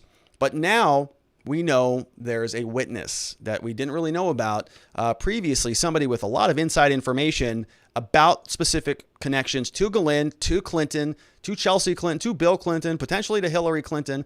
And we'll see if that opens up new angles for defense or new charges, and maybe even new charges for other people who are involved in that inner circle. Pinky 2 says, Band sounds very tied to Clinton, and he sounds credible. It will depend on what the investigators find. I just feel the FBI might not be the one to investigate, with a very smiley emoji. The tell-all, if Band wrote 1, sounds like a curious deal. Maybe not as credible, not sure. But if Clinton pal around with Epstein for 10 days, he would have known by the time he went to the island what Epstein is into. Going back and forth a dozen times looks bad for us. Looks bad for Clinton if he did so. Stuff we do does catch up to us. Well, I think that it's pretty clear that, maybe Bill Clinton and Jeffrey Epstein, they had a particular proclivity for certain types of females. Let's just say that. So I think that he probably did not need 10 days to figure out what Epstein was all about. Probably could do it in about an hour, and then they could make a decision on how best to pursue those proclivities. So obviously reprehensible stuff. Shouldn't be making light of it, but we'll see where that one goes as well. So Ghislaine Maxwell, new evidence, interesting stuff. Stick around. We're going to be covering a lot more Ghislaine Maxwell stuff. Her trial, I think, is still TBD, but it's going to be scheduled. My last understanding was sometime in July or June. So we'll be following that as it gets closer to that. Big news. United States House of Representatives passed HR1, the HR1 Act. It is addressing election integrity, which is funny because I thought that we didn't have any election integrity problems. I thought that this was all settled. We had the most secure election in the history of the world, didn't we? No fraud. Everything was baseless. No evidence anywhere. No court of law found anything wrong happened. Everything. Perfect. Anybody who questions it, in fact, is an insurrectionist and somebody who probably should be thrown right out of America. And so it's a little bit surprising to me that Congress is focused on passing new election laws. That's weird because I thought it was pretty much perfect last time. Election Wizard over on Twitter said, breaking, the U.S. House passes HR1 by a vote of 220 to 210. So split right along party lines. It now heads to the Senate. The bill federalizes the election process while gutting voter ID, mandating no-fault absentee ballots, and banning witness signature and notarization requirements for absentee ballots. That's according to the Election Wizard over on Twitter. What does Joe Biden have to say about it? He's pretty happy. He says the right to vote is sacred and fundamental, and HR1 is urgently needed to protect that right, to safeguard the integrity of our elections, and to repair and strengthen our democracy. I look forward to signing it into law after it is passed through the legislative process, which again, strange. I thought our elections were full of integrity. I thought there was nothing we needed to do about them. I don't know why it needs to be urgent. I thought our democracy was perfect because our elections were so perfect. And this will be very curious. There's going to be a lot of constitutional issues that come up from this. Remember, we've spent a lot of time talking about election litigation here and how the legislature of the states runs the elections. Now the federal government wants to take that up. All right. Well, Breitbart did a very nice job of summarizing what's in this bill. Joel Pollack over on Twitter said, HR1 is a license to steal elections. Just some provisions. So he's saying this in the future. We're not talking about the 2020 election. We're not talking about the 2021 election. We're talking about future elections. Okay, YouTube? Thank you. We have unlimited ballot harvesting, he says is in this bill. Registration of minors. We have restricting photo IDs. We have federal control of district maps, gift cards for political donations. We'll see what that's all about. And accepting a ballot 10 days after the election. So we already saw kind of a lot of this stuff. We saw that North Carolina in 2020, they accepted ballots, I think 9 days afterwards. So we already got that one going. Saw some other videos of Native American tribes getting, gift cards and stuff for voting. Saw that last election. Federal control of district maps. So redistricting, that's a huge issue every year. Photo identification, saw a lot of that. Spent a lot of time talking about voter enfranchisement, voter fraud versus voter integrity and those types of issues. Registration of minors, so people under 18 apparently are going to be able to vote and or at least register, and also unlimited ballot harvesting, so they can just go pick up ballots wherever they want. So let's break this down. We've got some stories here from heritage.org. They did a little bit of analysis. Key takeaways from the For the People Act. HR1 would federalize and micromanage the election process, imposing unnecessary, unwise, unconstitutional mandates on the states. That's key takeaway one. Number two, it would reverse the decentralization of the American election process, an essential protection of our liberty and freedom. So decentralization is a big concept. And number three, it would implement nationwide the worst changes in election rules that occurred in 2020 and further damage or eliminate basic security protocols. Here is what the bill looks like. HR1 For the People Act of 2021, sponsored by Rep. Sarbanes. He's a Democrat from, looks like Maryland, introduced on January 4th. One of the first bills, obviously, HR1, that was introduced into the House on the House Administration Committee, Intelligence, Judiciary, Oversight, Homeland Security, all of them. It's on all the committees. Roll call, 8 roll call votes. And as you can see here, it passed the House of Representatives. So now it is going over to the Senate. This is what it looks like. Here is HR1. In the 117th Congress first session, the goal here is to expand access to the ballot box, reduce influence of big money in politics, strengthen ethics rules for public servants, implement other corruption measures for the purpose of fortifying our democracy, and for other purposes.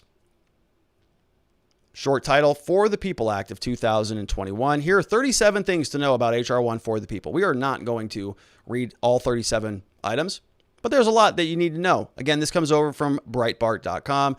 They passed the so-called For the People Act, radically change American democracy, nationalizing elections, making permanent changes to voting rules that would virtually ensure Democrats never lose another election. Well, that's the point. They've got the House. They've got the Senate. They've got the White House. Buckle up. The bill is 791 pages long, massive piece of legislation adopted with little examination or debate, as is the case. 791 pages. So they went through it. I, of course, did not go through it. Like expanding access for voters with disabilities, improving election security, ensuring that all voting machines in the U.S. are also manufactured in the U.S. Those are uncontroversial, but others are potentially explosive. Let's look around. Federal control over congressional elections. Congress finds that they have broad authority to regulate the time, place, and manner. The Constitution, though, gives primary authority to the states, as we've talked about. But it allows Congress to make or alter such regulations. The House Democrats interpret this provision as dramatically as possible to override the states. Interesting. Declaring that states and localities have eroded access to the right to vote. So remember we talked about this sort of on this spectrum. Oh gosh, I could talk about this segment for probably 7 hours. I'm not going to do that. But we did talk about the spectrum. Basically, everybody who says that, if you put any roadblocks in front of voting, if you say you need to show an ID or you got to vote in person, we're not going to do this mail-in ballot garbage anymore, right? Show up to vote. We want to check you, make sure you are who you are, and then you get to cast your ballot. Well, that is a huge problem for the Democrats because they call that voter suppression. If you try to enforce anything that supports what Republicans or what conservatives call voter integrity, by checking signatures, by making sure people who are they say they are, by forcing registration, by collecting ballots when they're due, those are all categorized by the left as voter suppression tactics. Okay, so part 2 of their bill, they're saying no more voter integrity provisions because that is precluding access, that is harming the right to vote. Restricting challenges to HR1 in the federal court system. So the bill declares that only courts with jurisdiction to hear challenges to its constitutionally are courts within Washington, D.C. So they are trying to modify the court. So if you have a problem with this bill, you can only come into their playground to challenge it. Automatic online and voter registration, protection for illegal aliens who are registered to vote, changing personal information at polling places. So voters are allowed to change their address and other information, and then cast regular, not provisional ballots. Same-day voter registration, so everybody can just come on in, vote right away. Preventing states from purging ineligible voter rolls from the rolls. I don't know why that would be. Restricts third parties from challenging voters' eligibility unless they have personal knowledge of ineligibility. So it raises the standards way high. We saw this also taking place in the Warnock and Ossoff campaigns. Registration for minors under 18, automatically registered.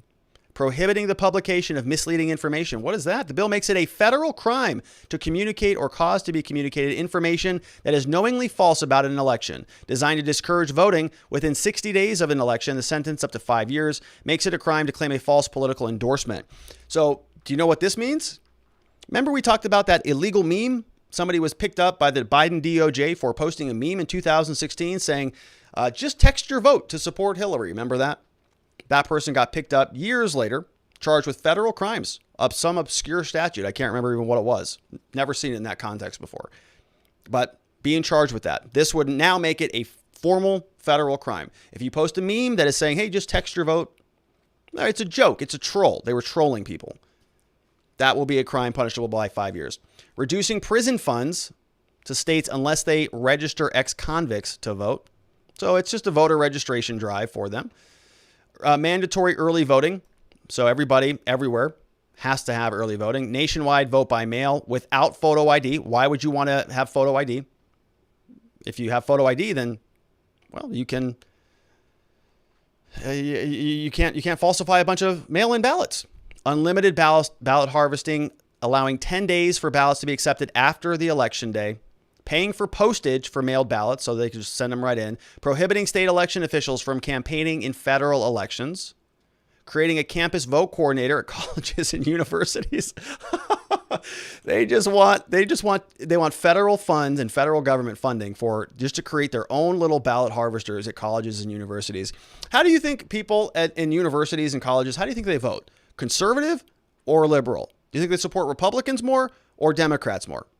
Anybody want to take a guess? I think we all know what the answer there is.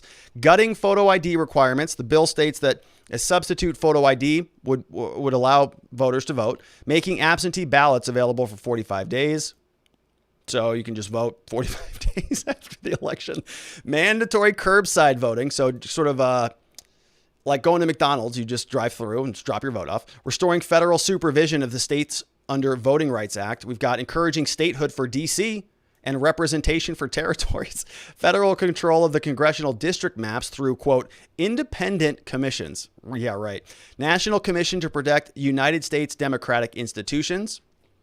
So they're going to study more elections. I love the commissions. Love more commissions. Everybody. Republicans, Democrats, they all want more commissions. Just commission everything. We've got a lot to study these days, apparently. New reporting requirements for companies. Candidates required to report foreign contacts. We're going to talk about Eric Swalwell next. That would be a good one. We have new disclosure for corporations. We've got oversight of online political advertising. Yeah, they got blown out by Trump in 2016 because of the online stuff, so they're going to want to curtail that so that doesn't happen again. They want a deportation for aliens who violate election laws. Well, they're using the term alien, which is concerning because they outlawed that in other contexts. Removing restrictions on IRS targeting. The bill appears to reverse provisions that restrain the IRS from targeting tax-exempt organizations. We've got attacking Citizens United on free speech for corporations, gift cards and reimbursements for political donations. They're calling it My Voice. This bill creates a federally funded voucher program that gives individuals $25 to donate to the candidates of their choice. So they're giving people money to donate to candidates. It also provides for federal matching funds of 600% of the amount candidates for federal office receive in small dollar donations. Oh my God. All right. Allowing politicians to use campaign funds for personal use. To use campaign funds for personal use under a provision called Help America Run Act. The bill legalizes what had previously been considered a violation of federal law, allows candidates for federal office to use campaign donations for personal expenses such as childcare, as long as they do not already hold federal office. Oh my goodness. All right, we're almost done. Changing the composition of the FEC to become partisan. The bill reduces the membership in the Federal Election Committee from 6 to 5 members. Only 2 members can be associated with a particular political party. Changing conflict of interest rules to bar Donald Trump from running again. Though Trump is not mentioned, the bill tightens rules around conflicts of interest for the president and the vice president that would make it hard for Trump to run again. It requires the president or the vice president divest all financial interests that could pose a conflict of interest for them, their families, or anyone with whom they are negotiating or who is seeking employment in their administration, and then changing the FEC rules to require Trump or other presidential candidates to provide for their tax returns. Wow. That's the first time I've read a summary of that. I'm like shocked that this is even a thing. Oh my goodness. Let's jump into some questions. We got some good questions. We've got iOnion over at locals.com/watching the watchers. If you want to ask a question, it says, Robert, that HR1 bill is a nightmare of permanent globalist control. The irony is that combined with the Time magazine article, in my opinion, it's prima facie evidence of the EF. Thoughts? This is a rotten bill. We're going to have to spend more time on this bill on a later show. I don't know what the Senate's going to do about this. I didn't realize how reprehensible this entire bill was. I think that it is facially unconstitutional. I do not think that this is something that stands. I think the Supreme Court will wreck this bill just based on what I've read and based on all of the other election litigation that we have covered. Liberty or Death's in the House says the HR1 bill violates the Constitution all over the place. Well, there we go. See, look, impedes the state's legislature from conducting elections that the way they deem fit. Article 2, Section 1, Clause 2. Congress is trying to say Clause 4 of the same article gives them power, prohibits publishing misinformation, First Amendment violation, adding requirements to run for president. Article 2, Section 1, Clause 5. Direct aid to the farmers that are socially disadvantaged, violation of the Equal Protection Clause, and pushes for D.C. to become a state via legislation. Each of those and many more would take a constitutional amendment to accomplish, but they are going to do it anyways. I don't need to do another segment on this because Liberty or Death just showed you what a joke this bill is, and that was bravo. That was outstanding. Really well done. I mean, it's exactly right. I mean, all of these issues, every single one of those bullet points, you can say, nope, that's unconstitutional. Nope, that's unconstitutional. That's never going to stand. And we'll see. I mean, you know, this is like a level 5, DEFCON 5, raise the red flag. This bill is atrocious, and it's probably going to pass. Oh my God, we're in trouble. Sharon Quinney says, okay, this one really gets to me. It will institutionalize erection frogs. I know there's going to be a lot of it. Not only that, it is unconstitutional, but do you think the Supremes will have anything to do with it? I'm not holding my breath. I think that the Supremes will dismantle this. This is terrible law. This is the type of stuff that the Supreme Court is designed to tackle. Supreme Court is not designed to interfere with election gripes. They should have in this case, because there was a very foundational constitutional question that was not answered, specifically about what the role of legislatures are in federal elections and whether or not they can just modify the rules, whether different entities within a state government can modify the rules willy-nilly however they want. And we were talking about that in the context of the Supreme Court changing the election rules in Pennsylvania. Similarly, there was a settlement agreement that took place in Georgia, and on and on and on. The list goes on. We don't have to get back into any of that. But the Supreme Court, those are like political questions. Those are things that they don't really want to mess with. This is a massive bill. Yes, this is in the same context of an election or of election law, but it's not about a single election. It's not about Trump versus Biden. This is about how the United States for the foreseeable future governs its elections. And so if this does pass, I do not want this to pass at all. It's way too dangerous to play around with. So I'm not even going to say I'd like to see it pass just to see what the Supreme Court does. I do not. It's way too dangerous of a bill to play that game. But if it does pass, which it probably will because they control both houses, and Joe Biden just acknowledged that he's willing to sign it. Unless you get Manchin, unless you get Sinema, two people to sort of to bail out on this thing, they just need the 51 votes in order to get it to pass. Republicans can filibuster it, and they don't have enough to overcome the filibuster, so they can't. They don't have 60 votes in order to invoke cloture on that, but they would be able to pass it with a simple majority vote unless the Republicans filibuster it. So maybe it becomes law, maybe it doesn't. I forgot about the filibuster. But if it does pass, I think the Supreme Court eviscerates it. We have Jeremy Matrita says HR1 was bad enough that a few Democrats voted against it, and of course all Republicans voted against it. Yeah, it is bad. I mean, it's awfully bad, but it passed the House. We'll see where it goes in the Senate. Liberty or Death says mandatory early voting, votes accepted 10 days later. Why have an election day? We are already on an election months after the last one. Let's do election year. It's a good point, Liberty. Why would they want to do that? What is the strategic benefit there? Well, they're pretty damn good at mobilizing people to vote or just accumulating ballots. What a mess. Jeremy Matrita says, if this bill is signed into law, the next election will have more votes than people that live in the country. The next step will be to buy up all the printing presses in the country. Yeah, invest in printing presses. Invest in a mail-in ballot company, whatever that looks like, because if this thing passes, their stock's going to go up. We got Anki Woe says, Robert, why don't they create a national database using blockchain based on social security numbers that is updated in real time, linked to postal moving, forwarding requests, health department, birth, death certificates, court system for incarceration, etc., so that people cannot vote in more than one state, register on behalf of someone else, etc. Well, Anki Woe, I think it's because they don't want to solve this problem. I think that is really what this comes down to. I think that technologically, yeah, we can figure this out. I don't think that it is all that complicated. And the problem is multivariate. I think largely both parties like to manipulate things in their own ways, and they all know how this game is played. They all know that it's just a big voter frog game, and they're trying to frog one another on a regular basis. So are they interested? Do they have an incentive to change the system? Because they currently know how to play within the system. So a real solution is not palatable, because then they lose their ability to grift off of everybody. If there's more accountability in our voting system, then there's less gray area. There's less, consultants to be hired. There's less get out the vote organizations. You've got millions of lawyers on both sides of the aisle just, crashing in there. If it was as simple as we just go like this and just say, hey, voted, logged in the blockchain, that's verifiable, cross-checked in real time, we all know it, you're going to have a lot of people who say, well, that's voter suppression. What about people who can't get on a phone? Joe Biden said that apparently minorities living in rural areas, they have a difficult time getting on the internet. So we got to get them on the internet so they can go get the vaccine. He said that in a town hall at CNN. So maybe those people, according to Joe Biden, they can't get on the internet. So maybe they can't use blockchain. And if you want to mandate that, well, you're just being racist against the poor people who cannot get on the internet, according to Joe Biden. I didn't say that. But I don't think they really want a solution here, is my point. We have Sharon Quinney says, hey, that online voting thing would open up a great opportunity for some creative voting. Will be interesting to see what happens when you have 200 billion Dem votes to 3 Republicans.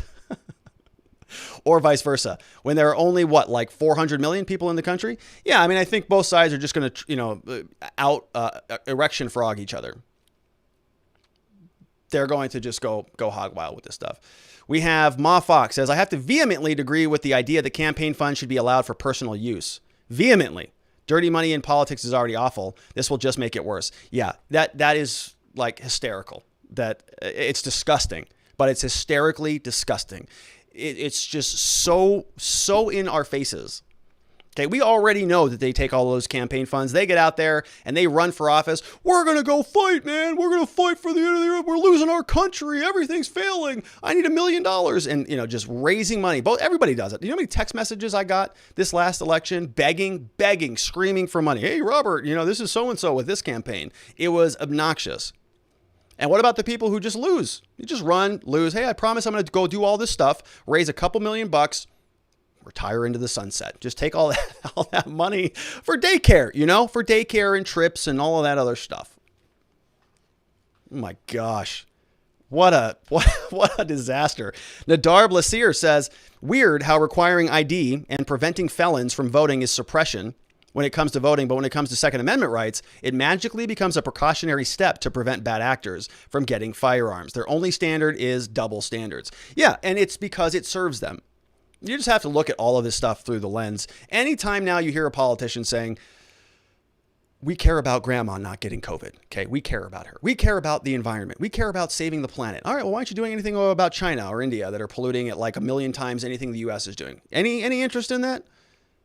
Well, yes, but not yet. We got to change our light bulbs here, right? It's all political posturing. The Capitol Hill stuff, insurrection stuff, white supremacy stuff, racial equity stuff. It's all about securing power for the indefinite future, consolidating. That's why you see these double standards. Second Amendment rights are bad because it's dangerous. But felons should be voting. Okay. Which I agree with, by the way. I think that felons, if they've completed their time and they restore their rights, they should be able to vote. Chris Wiseman says, beyond the constitutional issues raised by liberty or death, I think there's also 14th Amendment issues as it directs registration and ballots set to individuals and persons as opposed to citizens. Oh, that's an interesting point. Yeah, that's an interesting point there. This goes back to the problem with the motor vehicle laws where the DMVs issued licenses to non-citizens, felons, minors, and automatically added them to voter rolls. And the DMV is now the de facto voter registration agency. Yeah, it's a good point. It's a good point. I think that, 746 pages, this thing is going to get shredded in the courts, just shredded. But it's a good point, Chris. And it's almost funny how just in the face it is, which it makes sense. I mean, they are telling the country what they want to do. They even published it in Time, said, hey, we frogged this entire thing. You're welcome, America. Well, we had to do it because there was a evil, Nazi dictator in there that we had to get rid of. Robert, this comes from iOnion. Last question on this segment says, Robert, but the DIMS want to verify signatures with a microscope for the Newsom recall. Thoughts? Well, it's the double standard that I think Jeremy was talking about, right? We want to check signatures if it's our candidate that's going to get thrown out of office. We're going to check them hard because it's our candidate.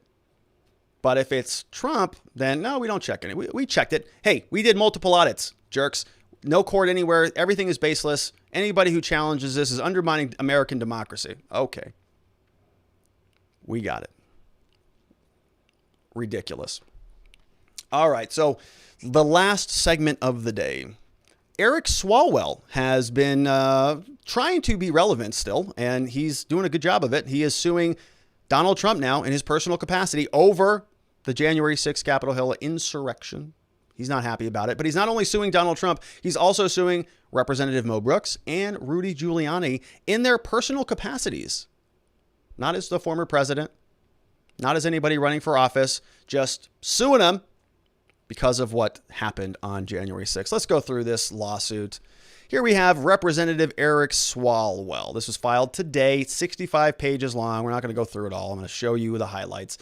Eric Swalwell suing Donald Trump in his personal capacity. Donald Trump Jr., I forgot about him. He's in there. We got Mo Brooks, and we also have Rudy Giuliani. So Swalwell versus the Trump and Co. Jury trial demanded, filed in the District Court for District of Columbia, filed today, as I mentioned. The complaint Here's how it starts.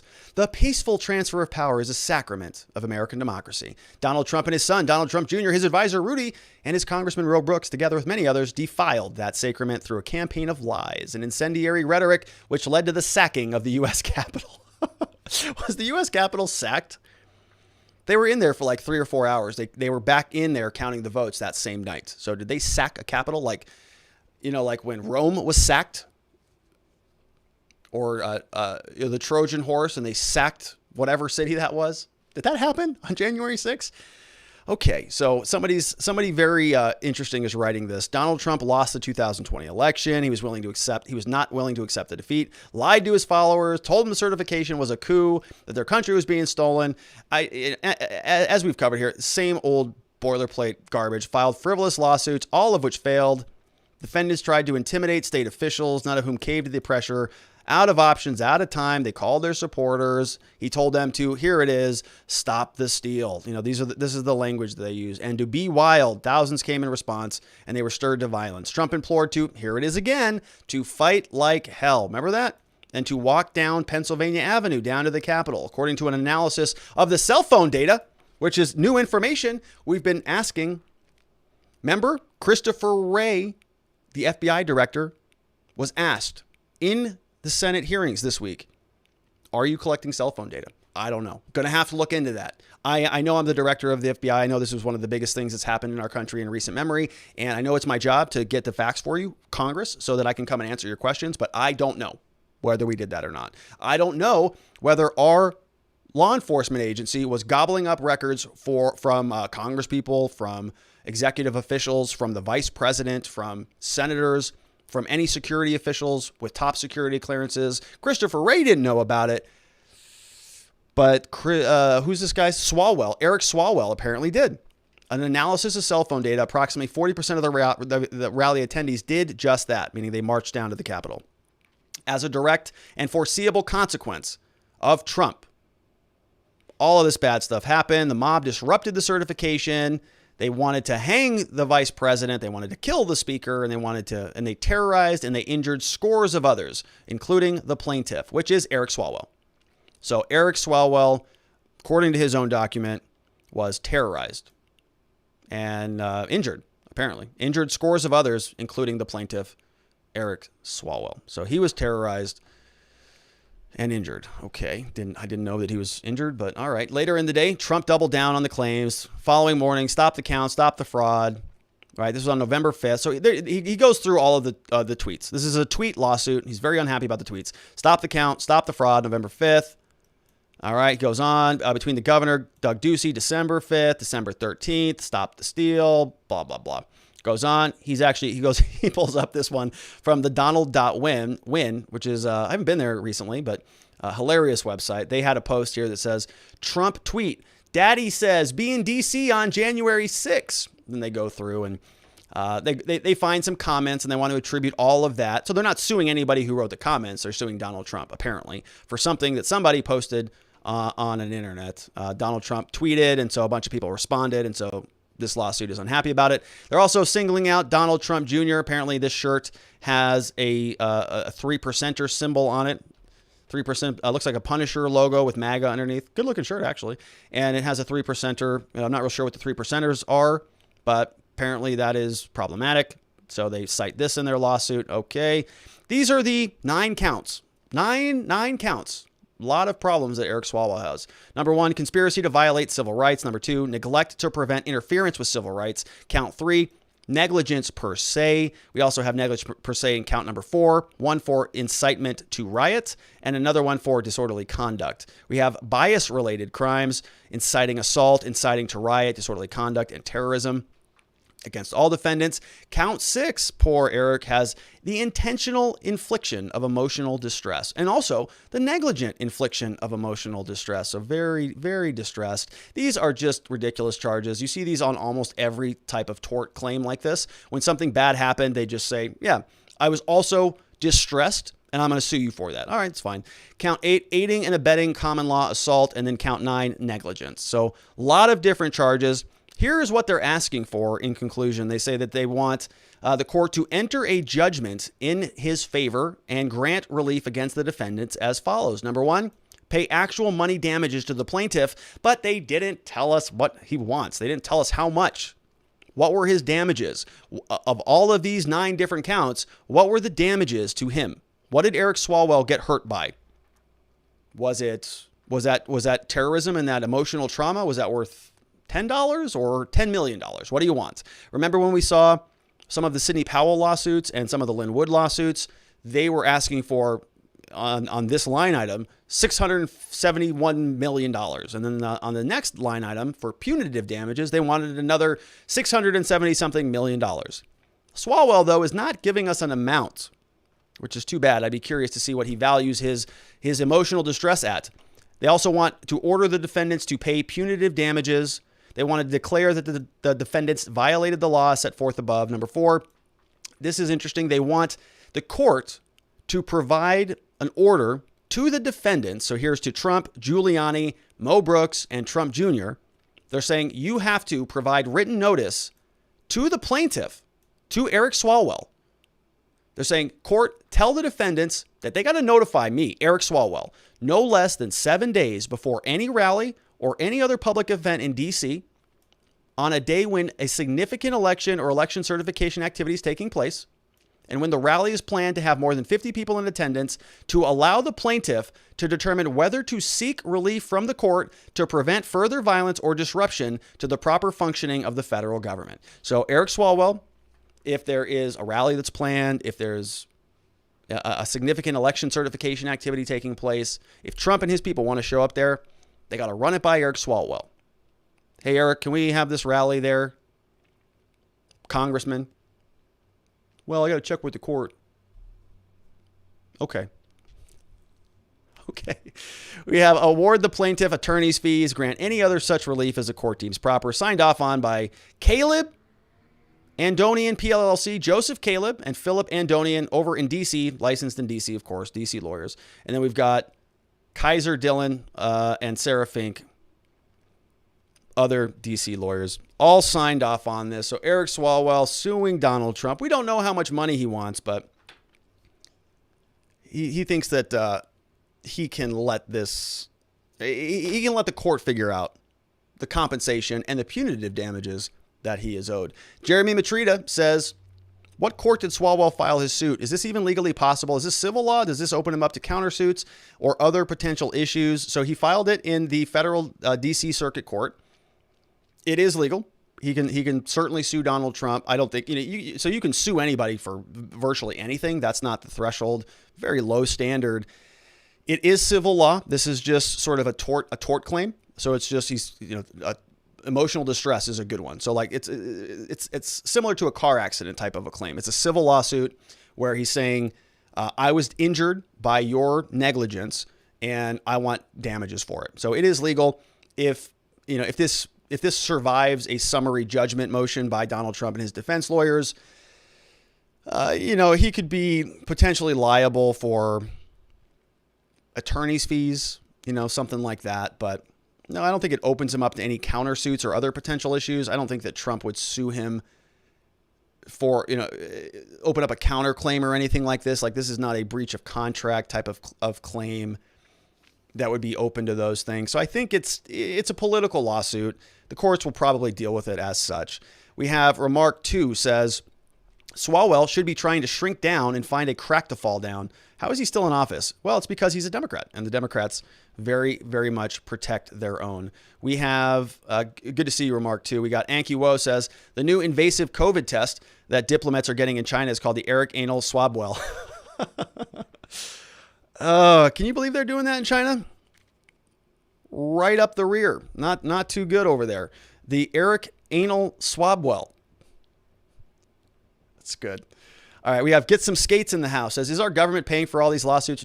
This one, no. This one should not be. This one, Eric Swalwell is paying for it from his government salary. So, yeah, we are paying for it. It seems like it is a string of them, one after the other. Is the plan to bankrupt Trump and company at the expense of the taxpayer? Well, I mean, ultimately, we pay Eric Swalwell's salary, so he is using government funds to presumably fund these lawsuits. We don't know who's funding them. Maybe those lawyers are doing it for free. I doubt it because it's going to be a ton of work. But it is, there's a lot of money. Yes, I think you're right. They do want to be a thorn in Trump's side. They're doing a good job of that, but I'm not real sure that this has any legs on it. All right, and so our last question of the day, before we jump over into Clubhouse, we're gonna stick around for some live Q&A if there is some interest in Clubhouse. But our last question from locals.com/watching the watchers is, Robert, he never told anyone to, quote, be wild. He said it's going to be wild, talking about the 6th. They must have had a WAPO or NYT journalist write this up, going by the use of that deceptive language. Yeah, it was actually kind of hysterically written, that complaint. I didn't read all 65 pages, but I was going through it. And earlier on, I don't think I was in the slides today, but earlier on in the lawsuit, they talked about Eric Swalwell. They defined the plaintiff, they defined the defendant. So they say Donald Trump is the president, Donald Trump Jr. is the president's son, Rudy Giuliani was counsel, and all those things. They also defined Eric Swalwell, who is the plaintiff. And I should have clipped it. It's hysterical. But they said that basically, Eric Swalwell was one of the 9 impeachment managers in the historic second impeachment of Donald Trump. And the way that paragraph was written, it was just like this. It was like this puff piece that was hysterical. I'm like, did your intern write this? Somebody in your office write this just to like, Eric Swalwell, oh, he's so great. And they just put it into this legal document. It was kind of hysterical to read. But yeah, it is, right? It's a political complaint. I don't think it has much teeth, but we'll see where it goes. And that was it for the questions over on locals.com/watching the watchers. Want to thank all the supporters over there. Got a lot of amazing people who help support the show. Shout out to a couple of them. We've got Nano Bingo. We got Anano Missy. We've got The Messenger, Jen McClellan. We got Saline Sal. We've also got Cats59, Wise One, S-Dog. We got Doragos. Ryan supports us. We got Lead Shed. We've got Want to Know. Who else we have? R. Goodson59. I'm a Lemon. We got J Proper. We have Vice, Gust Click, Bumma Lick It. We got Craftsman 100. We have E. Don Test who signed up. Nadar Blasier, saw him today. We also have, we got Zuck who signed up yesterday. We got JC Ragan who signed up yesterday. Ron Carter. Doesn't look like anybody signed up today. No problem at all. We are going to continue to plug along anyways. I want to thank those of you who have signed up and joined us over on locals.com. Get a lot of good stuff over there. Free copy of my book, Beginning to Winning. You can also get it on Amazon. It's available there, but there's a free PDF on locals.com/watching the watchers. Get a copy of all these slides over there. We're going to post them all up. Copy of the existence systems, the impeachment party documents. Lots of links get shared over on that platform. Great people are over there as well. And so I'd invite you to come check it out. watchingthewatchers.locals.com. Free platform if you want to join. If you want to support the show, it's $5 a month. That gives you the ability to comment and to post links and to ask questions during the live stream. So we are going to continue on with that. I do have a little bit of a channel update. We did submit our application for remonetization. And so YouTube said it's going to take another month before we get an answer back. And it may take longer than that because of COVID. Things are kind of slow over there apparently. And so we're hopeful we get our super chats back, and so we can sort of transition back some of our questions back over to YouTube. But in the meantime, Locals is our home, and it's going to be our home for the foreseeable future. And so we're thinking about other ways where we can talk about some of the more, I would say, provocative stuff, some of the YouTube non-friendly stuff over there. But I'm still trying to kind of get my bearings straight and figure out a new pace for the show moving forward. And so I'd appreciate it if you went over there and just checked us out, locals.com/watching the watchers. And then lastly, before we jump over onto Clubhouse, if you want to join us on Clubhouse, the link is in the description here on YouTube, on Facebook, and elsewhere. You can just click that link. It's for iPhone only or iOS only. It works on iPads and things like that. So we're going to do a live Q&A where I'm actually going to take questions by audio chat over there. It's a fun platform. Had some fun with Pinky too, and I think Justin was there yesterday. So we'll see if they're around here today. And I want to invite you to join us over there. It's a cool platform. We're going to be using it a little bit more. Lastly, but not leastly, before I sign off here, I am a criminal defense attorney. I know we talked a lot about the news and a little commentary here and there, but my day job is to represent good people who have been charged with crimes.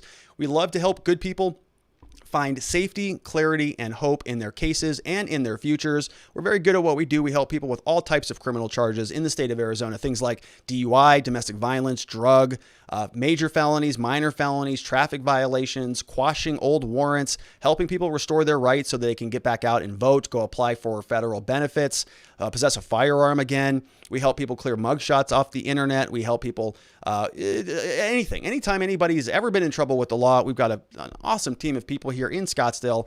We're very good at what we do. So if you happen to know anybody who has been charged with a crime or who needs help in a situation like that, we would be honored and humbled if you sent them our way so that we have an opportunity to see if we can help move the needle in their case, move things forward so that they can get things back on track. So if you know anybody, send them our way. We have free case evaluations, nice office. Come on in, get a copy of my book, say hello, and we'll see what we can do to help. We promise to make sure that they leave better than we found them or than they found us. And so if you send them our way, we'd be grateful for that. And that's it for me, everybody. We are done with the broadcast today. Going to sign off. We're going to be back here next week. I don't have anything in the hopper for the weekend. Going to recharge a little bit. I got some other projects I want to work on, but then we are going to be back here same time, same place on Monday. It's at 5 p.m. Arizona time, 4 p.m., which is Mountain Time. It's 4 p.m. in California, Pacific Time, 6 p.m. Central in Texas, 7 p.m. on the East Coast. And for that one Florida man, everybody have a very lovely weekend. Enjoy yourself. Unplug from politics a little bit because it can be grating. And I'll see you right back here, same place, same time on Monday. Thank you so much. Have a great weekend, and bye-bye.